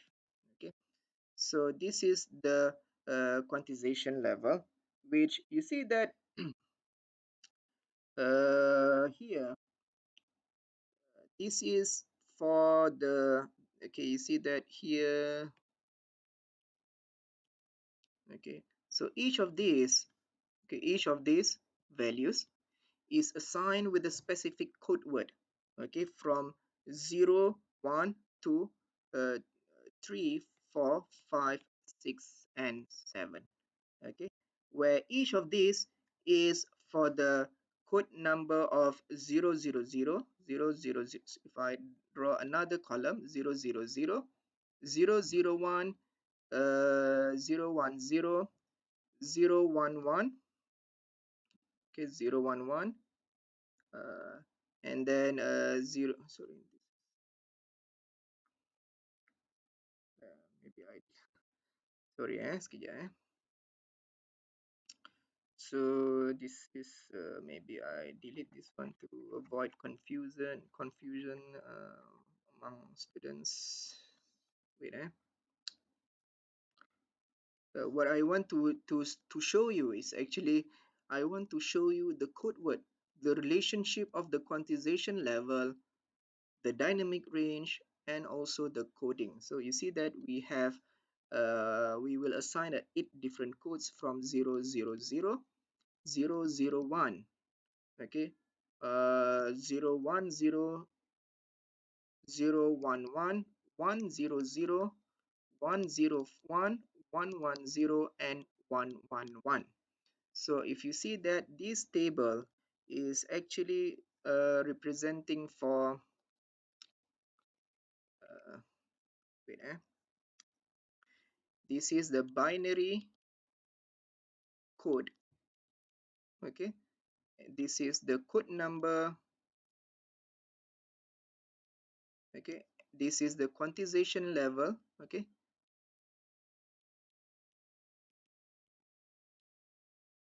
okay. So you see that this quantization level from you see that from minus, okay, and so this is the way we want to find the what we say that the coding. Okay, so I want to show you that this quantization level can be relate is not can be related, it's actually related to the code number and the binary code. Okay, so if the sample value uh, drops, if the sample value we take in between, that means we need to find the nearest quantized level. So apabila ada sample value yang diambil mempunyai value yang tertentu, that means we need to round it up to the nearest quantized level. Okay, so now the issue is we first of all normally for example in the question, if you are given the range of voltage from the highest peak to the lowest peak, that means you need to state the highest peak, positive peak is 3.5, the lowest peak is minus 3.5. So I get the V peak to peak is 7 volts. Okay, we already counted the V peak to peak is 7 volts. And we use a 3-bit. That means the number of level, okay, the number of quantization level is 2 power of 3. 2 power of 3, that means we have 8. Okay. However, the dynamic range, okay, the dynamic range is 2 power of n minus 1, which is 7. So how much is the increment difference? How much is the difference between level? We have 7 differences. Okay, kita ada 7 perbezaan step size. Okay. So the dynamic range here we have 7. What I mean 7 means that you see that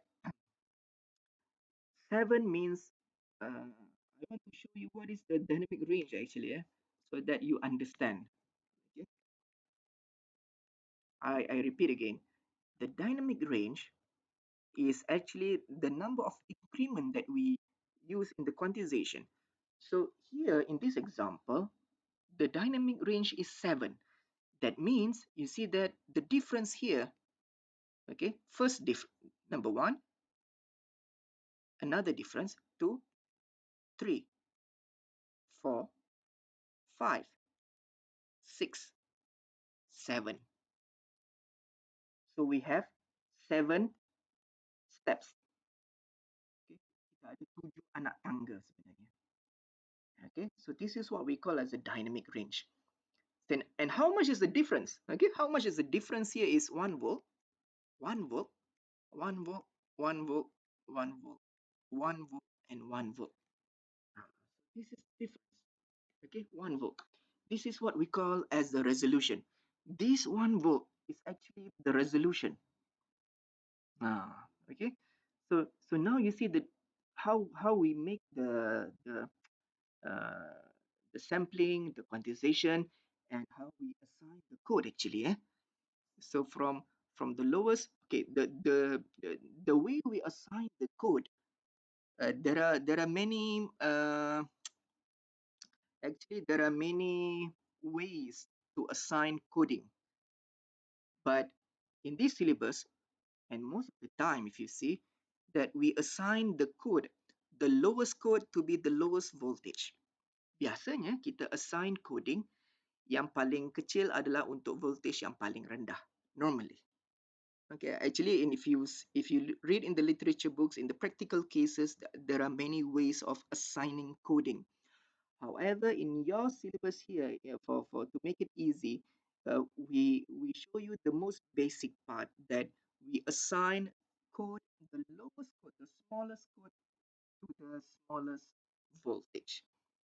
Okay, so how many codes do we have? We have 8 codes. Okay, because 2 power of n. 2 power of n, that means we have 8 codes. Kita ada 8 codes sebenarnya, starting from 0, 1, 2, 3, 4, 5, 6, and 7. Okay, that means this is in decimal.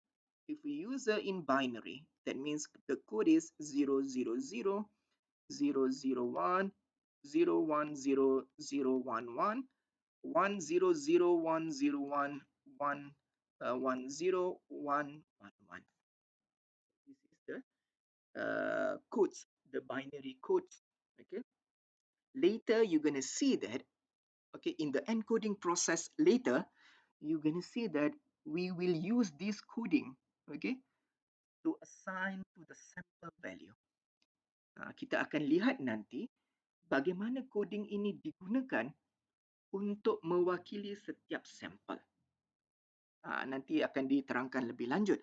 Tetapi here is already been stated here. You see that the first sample, okay, the first sample here is 1.3. Yeah. So I explain a lot of things here so that in order to help you actually for the final exam. Okay. So I just want to show you that about the coding. So you see that sample 1.3. The nearest quantized level is 1.5. So we rounded up the sample to 1.5. And remember, this 1.5 has the code number 5. Code number 5, the binary is 101. 3.6, we rounded up to the nearest quantized level, 3.5. So you see that 3.5 is referring to code number 7. Code number 7 is actually in binary 111. And so on. And the rest of the samples. Dan seterusnya untuk ke semua sampel yang lain. Okay. So that means later you're going to see that we will produce a PCM code, pulse code modulation. Okay. When we take all the samples, that means we're going to produce a sequence of binary. Kita akan menghasilkan sequence of binary. So what are the sequence? So the sequence is here. So you see that the sequence is 101 for the first sample, 111, second sample, third sample, fourth, 5, 6, 7, and so on if you have. So this is what we call as the PCM code word, which will be explained later in the next subtopic. Okay, this is the encoding process. Encoding process means that we assign with a specific code word. Okay, so this is what we call as a PCM code word.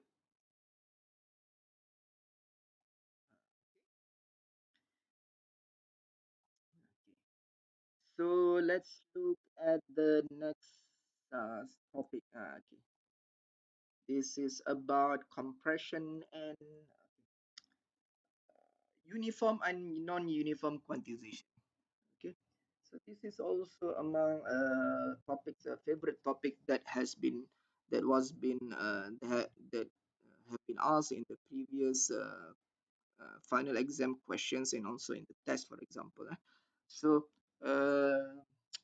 this is about uniform and non-uniform quantization. So previously, in the previous slides, you have seen about uniform quantization, where each of the quantization level is the same. Setiap quantization level bernilai dengan nilai yang sama.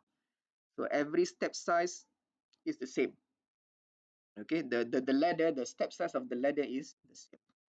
Okay, so you see that uh, okay, in uniform quantization there are some disadvantages. Okay, the why it has disadvantages, because you see that if we do uniform quantization, that means we gonna quantize the speech signal uh, uh, to be equal.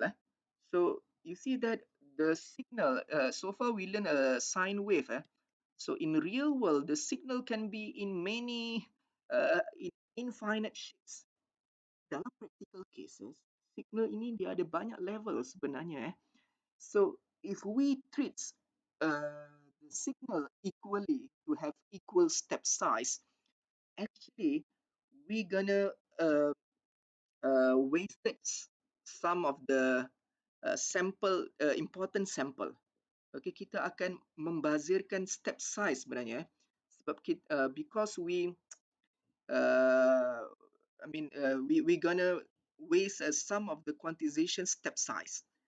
That means we treat the signal equally, although regardless of the signal, whether the signal is strong signal or weak signal.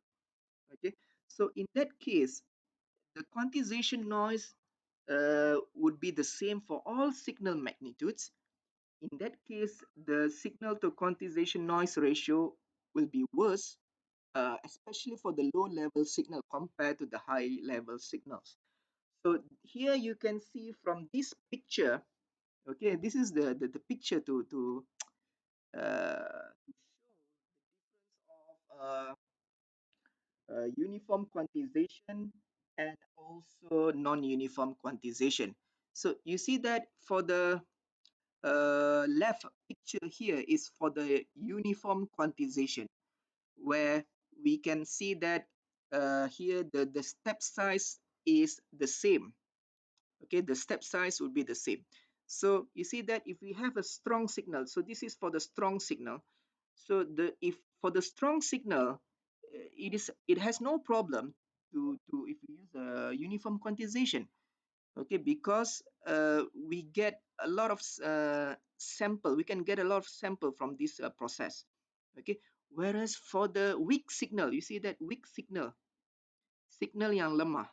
Okay, if we use uh, uniform quantization, what happen is that we might have only two steps, only two or three step, or maybe one step, which is not good actually. Okay, we cannot have we cannot have a very small number of quantization level. Actually, we need more. We need many quantization level so that we can produce a more precise output. We can have a very small number of error. Okay, because if we round it up to two level only, there gonna be a lot of error. The error gonna be very big. Okay, kalau kita bundarkan kepada hanya dua value atau dua atau tiga value, dia akan ada uh, nilai error yang lebih besar. Okay, if you see from this example for the strong signal, you see that we have many quantization level. Okay, if we have many samples, that means we can round it up to the nearest quantized level. So we have many nearest quantized level for the strong signal, which is good. But if we use a non-uniform quantization for the weak signal, it is not good because it's going to produce a lot of noise.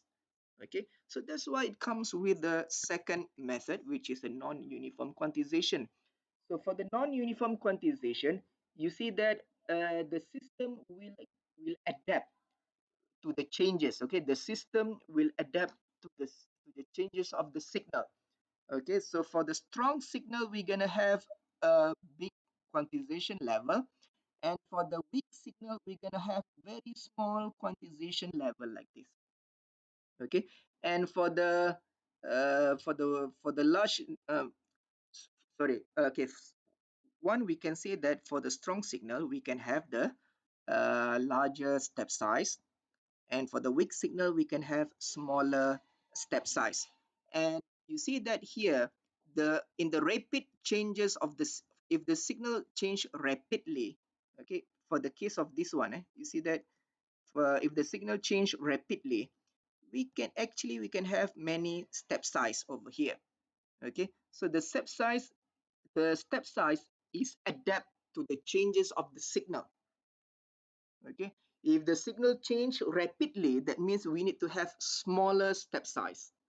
Or you can also say that if the signal is strong signal, we can have a bigger step size. If the signal is weak, that means the amplitude is small, that means we need smaller magnitudes of quantization level. Okay, so how do we do the non-uniform quantization? So non-uniform quantization, in order to do the non-uniform quantization, you see that uh, okay, non-uniform quantization provides fine quantization on low signal and coarse quantization for high level of signal. Coarse means the step, we have a bigger step size. Okay, fine here means that a smaller quantization level. Okay, so we can achieve this by distorting the original signal with logarithmic compression characteristic before applying to the uniform quantizer. So what we do is we have the input, we will compress the input signal. This is what we call as the distort. Kita ubah suai. We distort or we change the signal levels. We distort the signal. Kita mengubah suai signal itu by applying to a compression characteristic. Okay, by applying to logarithmic compressor. So you can imagine in your mind that if we compress the signal, that means we change the amplitude of the input signal slightly. We'll change slightly. Okay, for what do we change actually? So when we compress, actually, what you can see that higher amplitude can be changed to lower amplitude. Okay, that means we will compress the high amplitude to a slightly lower amplitude, or the smaller amplitude can actually be increased slightly. Okay, so you see that this compression, what it do is actually um, high magnitude of signal level will be reduced to become smaller, a little bit smaller, and for the small amplitude signal will be increased in term of amplitude. So apa yang berlaku dalam compression sebenarnya, signal input signal yang mempunyai amplitude yang besar akan dikecilkan sedikit amplitudenya, manakala input signal yang kecil akan dinaikkan, akan ditinggikan sedikit, dia akan ditinggikan lebih banyak dia punya amplitude. Okay, for the small amplitude of the input signal, actually what we do is we will increase more. Okay, we will increase it much higher, and for the high amplitude signal, we will reduce it a little bit. Okay, so imagine the process of compress. So you have a ruler, for example, you compress. So imagine that the signal actually, what happened is that high amplitude signal will be reduced and smaller amplitude signal will be increased. So this is what happened to the compression. Okay, and then after we compress, the signal change of small amplitude will carry the uniform quantity. Okay, we will put the signal into a uniform quantization. So because we already done the compression, so we put inside the uniform quantizer. Okay, through more step. Okay, and then at the receiver, the receiver will do the reverse process, which is called the expansion. Okay, we do the expansion. We redo the reverse process. So this compression and expansion. So compression happens at the transmitter, expansion happens at the receiver. So compression and expansion, this is what we call as the compending. Okay. So this is actually quite similar process with the analog. In analog, remember that we have a emphasis and de-emphasis. If you remember in chapter 3, we learned about emphasis, de-emphasis. So yeah, we can say that this is actually quite similar to the process of emphasis and de-emphasis. Okay. So compression and expansion is called as compending. So compending has a standard governed by the Europe and the US and Japan. So they use a law for the Europe and mu law for the US and Japan. So what is this actually? So this is okay. I will explain later about that. Okay, so this is you see that this is the process of compressing. Okay, so original signal when you compress, okay, you compress, for example, you compress left and right, you compress, so the signal's gonna be looks like this. So you see that low amplitude signal gonna be higher, and higher amplitude signal gonna be reduced a little bit for the magnitudes. Okay, you see that the magnitude is gonna be reduced. Okay, so in short, what we can say that for compression, what happened is that low amplitude will become higher amplitude, and higher amplitude will become a lower amplitude. Dia akan jadi kecil. Itulah proses compression. So compression, you see that here, this is the symbol of compression. Okay, we have a compressor here, and then encoder here. This is channel encoding, and then we transmit to the channel, and then decode, and then expander in the receiver. Okay, so you see that when we do the compression, what happened is that from this input to here, and then encode, we change into analog, we change into digital data. Okay, we get the digital data, we transmit, and then we do the decoding process as we get the analog signal again, and then we do expansion, so we get the shape of original signal. Okay, so this is the example of voice. Okay, this is the compounding standard, which is A law and mu law. Okay, so A law is used in the Europe, mu law. A law is used in the Europe, and mu law is used in the America, in USA. So what is mu law? So mu law here is say that the output. Okay, why is the output? This is the normalized output, and the normalized output is equal to this is according to this picture actually. Okay, so the output is equal to y max ln 1 plus mu x modulus over x max sine x divide with ln 1 plus mu. So sine x is this is a sine of x, either positive or negative. Okay, so okay, and then this is you don't need to don't memorize these equations. Okay, so this is the equation to get the output. So you have the input, you want to find how much is the output of this compending. Okay, so remember compending, okay, we have an input voltage, how much is the output voltage, so we can do the calculation based on this equation actually.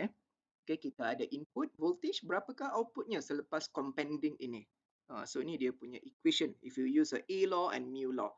So mu parameter and also the a parameter is actually a constant variable which is defined from this graph actually. Okay, the graph on the left here, okay, the graph on the left here is for the mu law, and the graph on the right is for the a law. You see that here is output versus input. So the output here is y modulus over y max. So this is actually the normalized value. What is normalized value? Is a value divided with the maximum value. So you get the normalized value, which is the maximum is 1. Okay, similar with the input is a normalized input. So what happened is that you see that the mu parameter from 0 here until 255. So if mu 0, that means we're going to produce linear output. That means input gonna be same as the output. Nothing change. Tidak ada perubahan pada output. Dia akan linear terhadap input. However, if we move to the higher value of mu, 255, for example, you see that for 255, okay, okay, before that, for mu equal to 0, you see that the normalized value of the, if we have a normalized input 0.2, we actually going to produce a normalized output 0.2 also. So if you use a mu 0, but if you use a mu equal to 255, what happened is that you see that if input is 0.2, we're gonna produce normalized output. For example, here is around 0.7, for example. Ah, okay. So I just you can use a ruler and you can estimate how much is this. So you see that from the input 0.2 becomes bigger, 0.7. And if we see here, if input normalized input is 0.8, so that means if we use mu 0. If mu 0, we're gonna get actually almost a 0.8, and we get 0.8 because it is linear. And if we use a mu 0, mu equal to 255, we get around here. So the output here is going to be around 0.995, for example, 0.95, for example. So you see that slightly increased. Okay, so the output is slightly increased from normalized value 0.8 to 0.95. This is example. Okay, similar with A law. A law, you see that A value from 1 until 100. Kalau A law dia cuma satu sehingga satu. A equal to 1 will produce linear output. That means there's gonna nothing change with the output. And if A equal to 100, you're gonna see the much difference. So you can use your ruler and to find how much is the output, normalized output value. Okay. Normalized output value is the value divided with maximum output, maximum possible output. So that's why you get a normalized value over here. Okay, so you can use your ruler and to find how much you're going to produce at the output. Okay,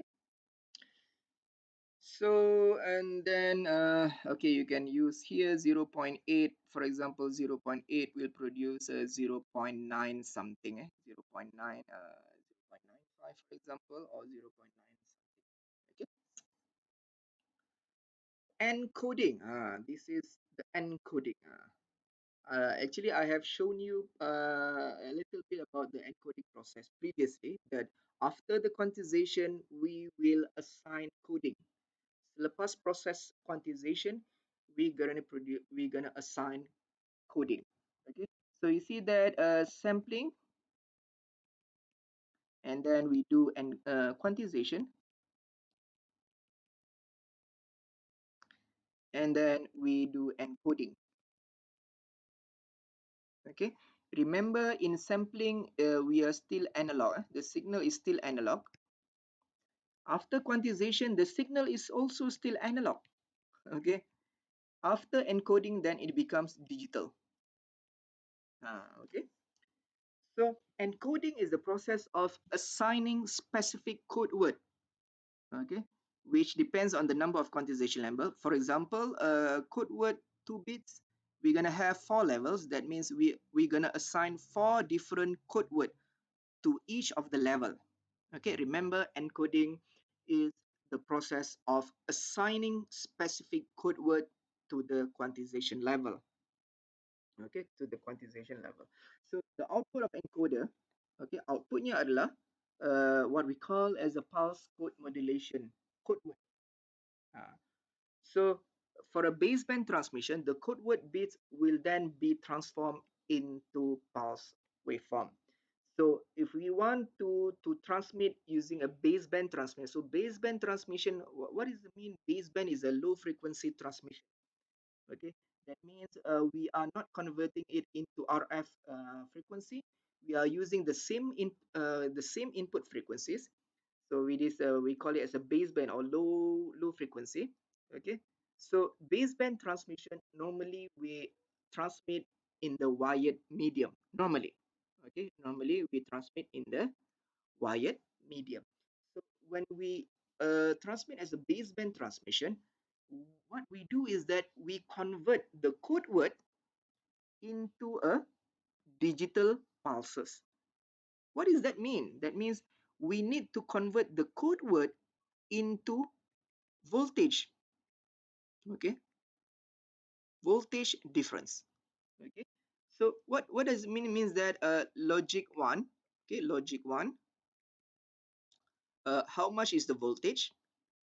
Okay, logic zero. How much is the voltage? And uh, depending on the changes 101010, how do we define the changes of voltage? So this the process of changing into a voltage pattern, this is what we call as an source as encoding process. Okay, that we use the line coding. Okay, we use the line coding for the baseband transmission. Okay, line coding we have written to zero, non-written to zero, Manchester coding, and many others. Okay, ada banyak. If we want to transmit in the wireless medium, we need to modulate with the uh, RF analog carrier. We need to modulate with the analog carrier, which has a higher frequency. Okay, kita perlu modulatekan code word ini dengan analog carrier. So in that case, it is called as the band pass transmission. That means we transmit at a higher frequency, and normally most of the time we transmit it in the wireless medium. Okay, so the choice of voltage level is guided by two constraints. You see that uh, here the quantized interval between levels should be equal. It is convenient for the symmetrical at zero. So this is depending on the coding techniques. Quantization produce noise, quantization noise. So increasing the number of level, reducing the quantization noise, but also increase the number of data need to be sent. This is what I mentioned previously. It is good to have many quantization level, okay, because we can reduce the number of the level of quantization noise. Okay, kalau kita ada banyak quantization level, sebenarnya kita dapat kurangkan quantization noise. However, at the same time, we increase the number of data that we need to send to the receiver. Pada masa yang sama, kita sebenarnya kalau kita increase number of bit, number of quantization level, kita sebenarnya akan menghantar lebih banyak bit daripada transmitter kepada receiver. Okay, so in that case, actually we are consuming a lot of bandwidth, which is there are pros and cons actually. The pros is that we can have a better signal quality. We can have a higher data rate. However, the cons would be we need to have a bigger bandwidth. That means the system needs to support larger bandwidth. Okay, so that's the pros and cons actually. Okay, so this is the table that I already shown you previously. Okay, I already shown you previously. This is okay. This is similar like in the previous example. So yeah, here is that the highest would be from 2.5 until minus 2.5. Okay, so here we use how many level here is uh 1 2 3 4 1 2 3. So we have we use a three level, we use a 3 bit we use 3 bit. And here the difference here is around how many 1 volt. Okay, from minus 2.5, 1.5, 0.5, and then from minus 0.5, 0.5, 1.5, and 2.5. Okay, so you see that here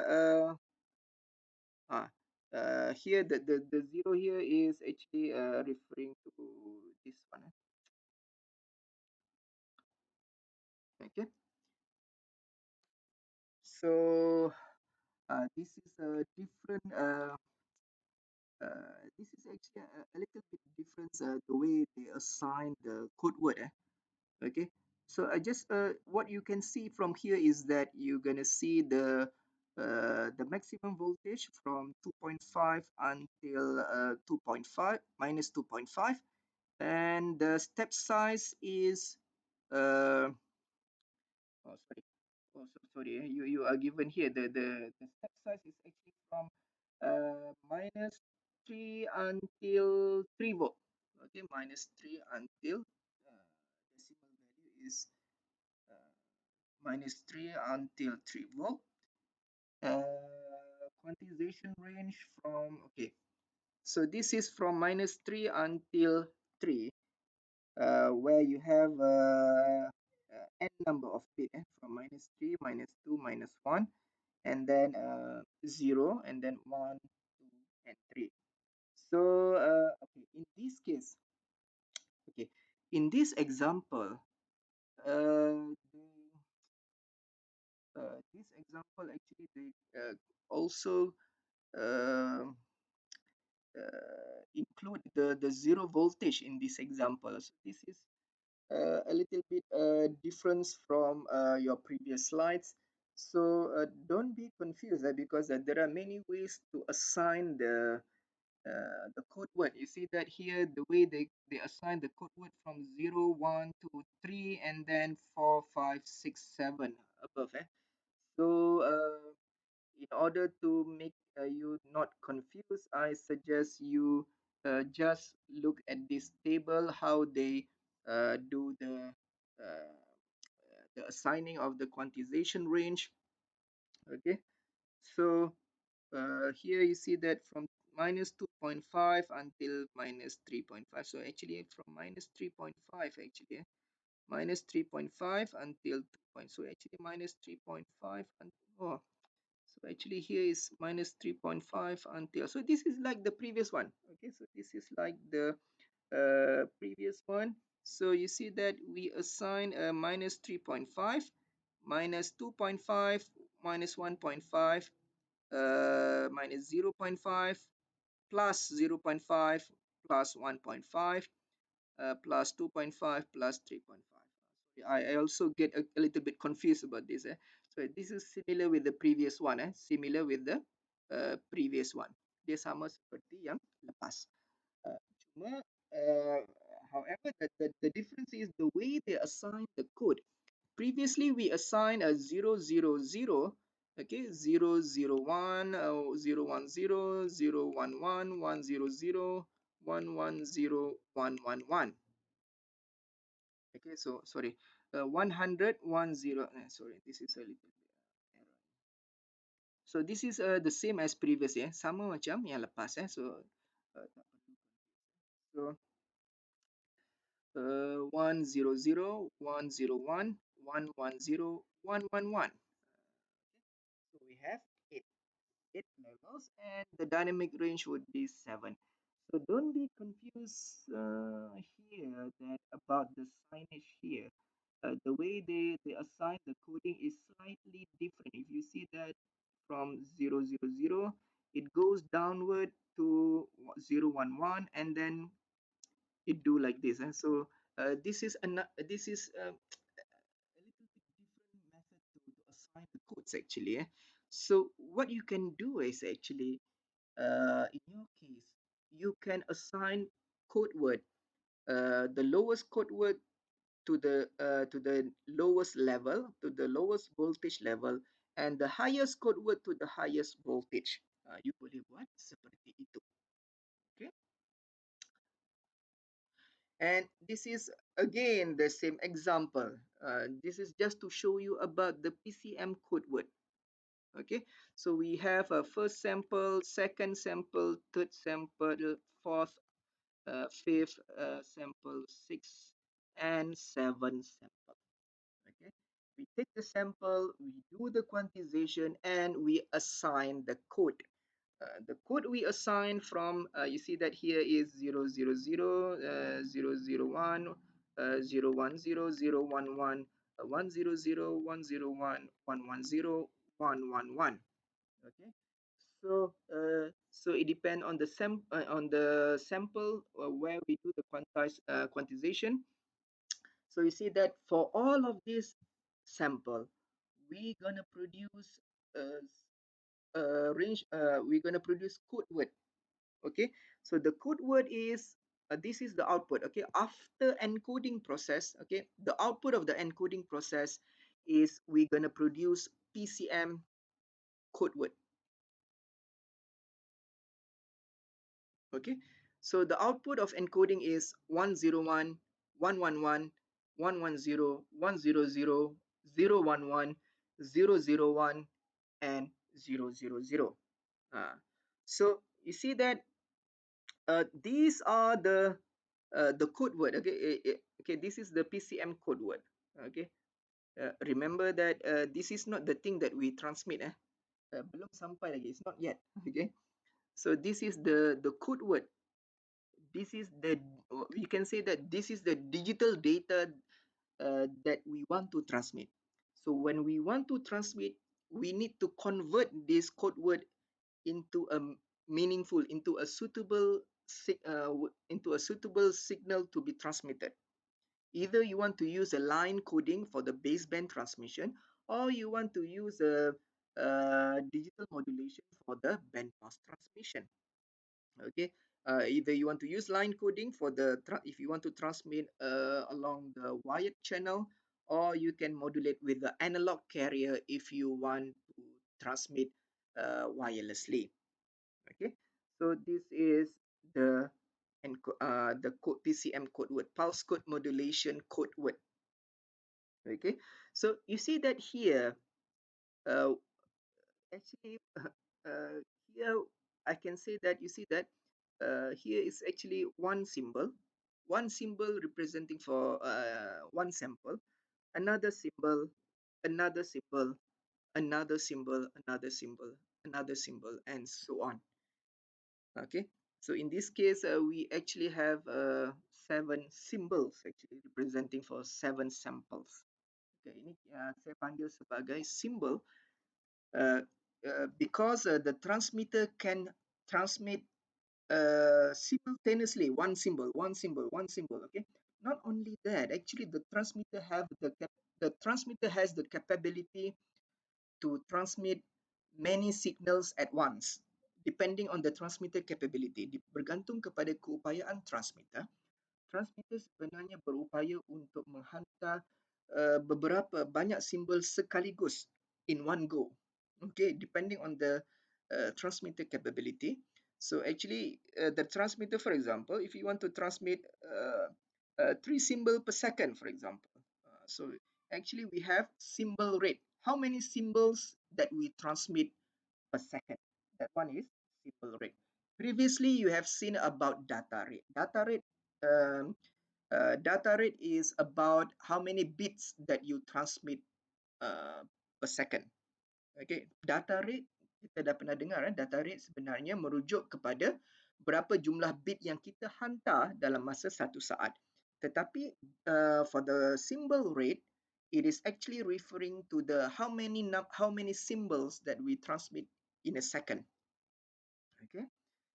And this is the you see that here is how do they convert so you see that here the PCM encoded here is this is for the symbol here. Okay, from this example they come out with the PCM codes 101 111 and so on so we have total of 33 bits so I guess we have 11 11 symbol times 3 we have 33 bits. Okay, this is the PCM code word. Okay, so here you see that this is you see that from sampling quantization and then we produce the code word. Okay, so here in this slide they show you the difference between compression a few compression techniques. For example, compression by reducing the levels of number of quantization level. So we this is a method of compression. That means we reduce the quantization levels. Okay, we compress, or we compress by reducing the sample frequency. So actually there are a few methods of compression. So previously what we have learned so far is about reducing the number of quantization levels. Okay, we distort the levels actually.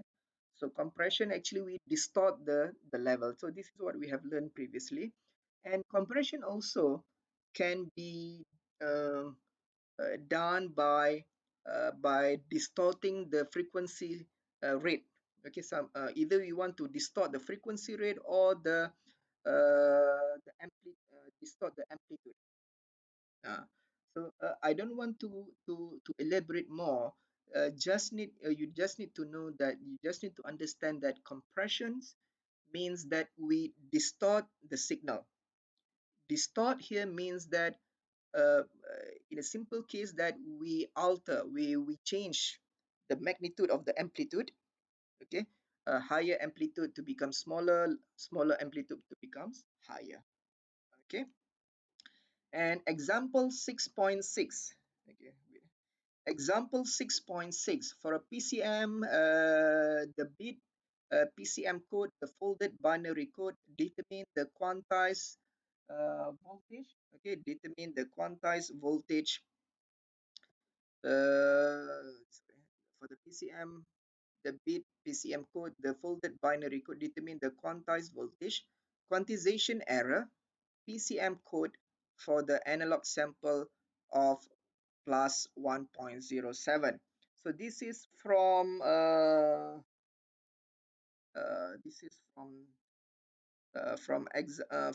figure 6. This is taken from figure 6 actually. So the question asks if the sample is 1.07. So 1.07, okay, 1.07, 1.07, the nearest would be 1.5. Is it 1.5 equal to 1? Which, oh, okay, 1.07. So this is from this example actually, 1.07. So 1.07 is actually from here. 1.07 is you see that it's not from here. 1.07 is not from here. You can round it up to 1. I think it is from here, I think. So 1.07, so this is belong to 1 volt, rounded up to 1 volt. The folded binary code determine, okay, so from 1.07 becomes 1 volt. So I think this is referring to this folded binary. So from 1.07, okay, I don't know which one is this actually. Okay, never mind. So uh, that means the nearest quantization level is 1 volt. Okay, I don't know from which part is this. So the nearest quantization level is 1 volt. So maybe this is from the beginning, from this one maybe. Is it this one? 1.07. 1.07, 1.07. Yeah, this is not the one. Okay, so this is 1.07. Okay, so the sample is 1.07 and the nearest quantized level is 1 volt. Okay, uh, so you rounded up for about 0.07. Okay, that one is a quantization error, and it has a 101. So what is 101? 101. Sorry, I'm a little bit confused here. I think maybe this one actually. Okay, so here if you see, I think maybe this one. Where I erased this one for a while. I think it takes from this example, so 1.07, and this is for the folded binary example. So you see that here 1.07 is here. So it is rounded up to the decimal value 1 volt, and the code word is 101. Okay, so if the sample is 1.07, you round it up to 1 volt. That means the quantization error is 0.07, and the PCM code as stated in the table 101. Okay, 101. And this is okay. I just want to show just a few slides and then we can stop. Okay, so this is the PCM, the transmitter and the receiver. So you see that here we have the input analog, and then we do the band pass filter, and then sample and hold sampling, and then we do an quantization and encoding, and then we do the encoding process, channel coding using a line coding, and then we transmit the channel wired channel as a PCM code. PCM PCM code. So we transmit in term of electrical pulses, and along the way we have a few repeaters. So repeater will regenerate the signal again, rebound again the signal, and then arrive at the receiver. So we can do the decoding process, and then we can reverse process of sampling, and then filter, and then we get the original output over here.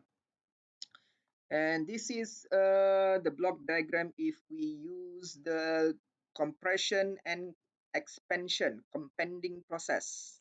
Okay, if we use the compending process, so here we have a band pass filter, and then analog compressor, sampling process, and quantization and encoding process, channel coding process using a line coding, and then transmit to the channel wired, and then receive, and then do the reverse process. Okay, and here we have very important parameters, the signaling rate, bit rate, and bandwidth in PCM. Signaling rate is actually we call here is the sample rate. Okay, so sample rate SR is equal to 2 times the highest signal frequency. So this is actually Fs, Nyquist theorem. Okay, 2 times Fm. Okay, 2 times Fm. So this is the minimum sampling rate, which is in sample per second or in term of hertz. Bit rate is equal to sampling rate multiplied with number of bit per sample. Okay, so previously when you sample, you get sample per second. Okay, sample per second, and then you multiplied with number of bit per number of bit per sample. So n over s. Okay, n per sample with n over sample, n per sample. Okay, so you multiply, you can cancel out the sample, so actually you get a number of bit per second. Okay, you see that you get the number of bit per second, so you get bps. And then the binary. Okay, the binary of the PCM waveform depends on the bit rate BR and the waveform pulse shape that we use for the sampling process. Either we use a sync function or rectangular pulse train during the sampling process. So the bandwidth is two actually. So we have two types of bandwidth. So bandwidth, the minimum bandwidth. Okay, this is what we call as the minimum bandwidth. The minimum bandwidth for PCM, okay, is obtained when we use a sync function. So bandwidth of PCM is equal or more than half of the bit rate. Okay, so if your bit rate is one kilobit per second, that means your bandwidth gonna be half of it, which is 0.5 kilo and the unit in term of hertz. So this is the minimum bandwidth of PCM if we use a sync function in the sampling process, during the sampling process. So however, usually a rectangular, okay, so most of the time, okay, when we do the PCM, we want to produce a PCM, we use a rectangular type most of the time, okay. That's why uh, in many practical cases, normally, okay, the bandwidth of the PCM is equal to the bit rate. Okay, this is if we use a rectangular pulse train. Okay, so you can see that many of the literature books, they use these rectangular types of sampling where they produce a bandwidth of PCM equal to the bit rate. So for example, the bit rate is 1 megabit per second. So the bandwidth of PCM is equal to 1 megahertz. Okay, so this is the bit rate, this is the bandwidth. Bandwidth must be in terms of hertz. Okay, this is an example. So the example here, you see that an analog signal with frequency of 40 kilohertz is sampled at sampling frequency equal to the minimum Nyquist rate. Each sample is encoding using 4 bit of PCM. Determine the bit rate. So the bit rate here is equal to so we sample at Nyquist sampling frequency. So that means we sample to the minimum here. Okay, so that means sampling rate is equal to 2 FM. We sample at minimum. So that means 2 times 40 kilohertz because we are given the signal frequency. So the sampling rate is 80 kilohertz. So therefore, the PCM bandwidth, okay, sorry, the bit rate is equal to, okay, the bit rate is equal to number of bit multiplied with the sampling frequency. Okay, so previously we sampling at 80 kilohertz. So the bit rate using a 4 bit, so we get 300 and sorry, this is bit rate is equal to SR divide with number of bit per sample.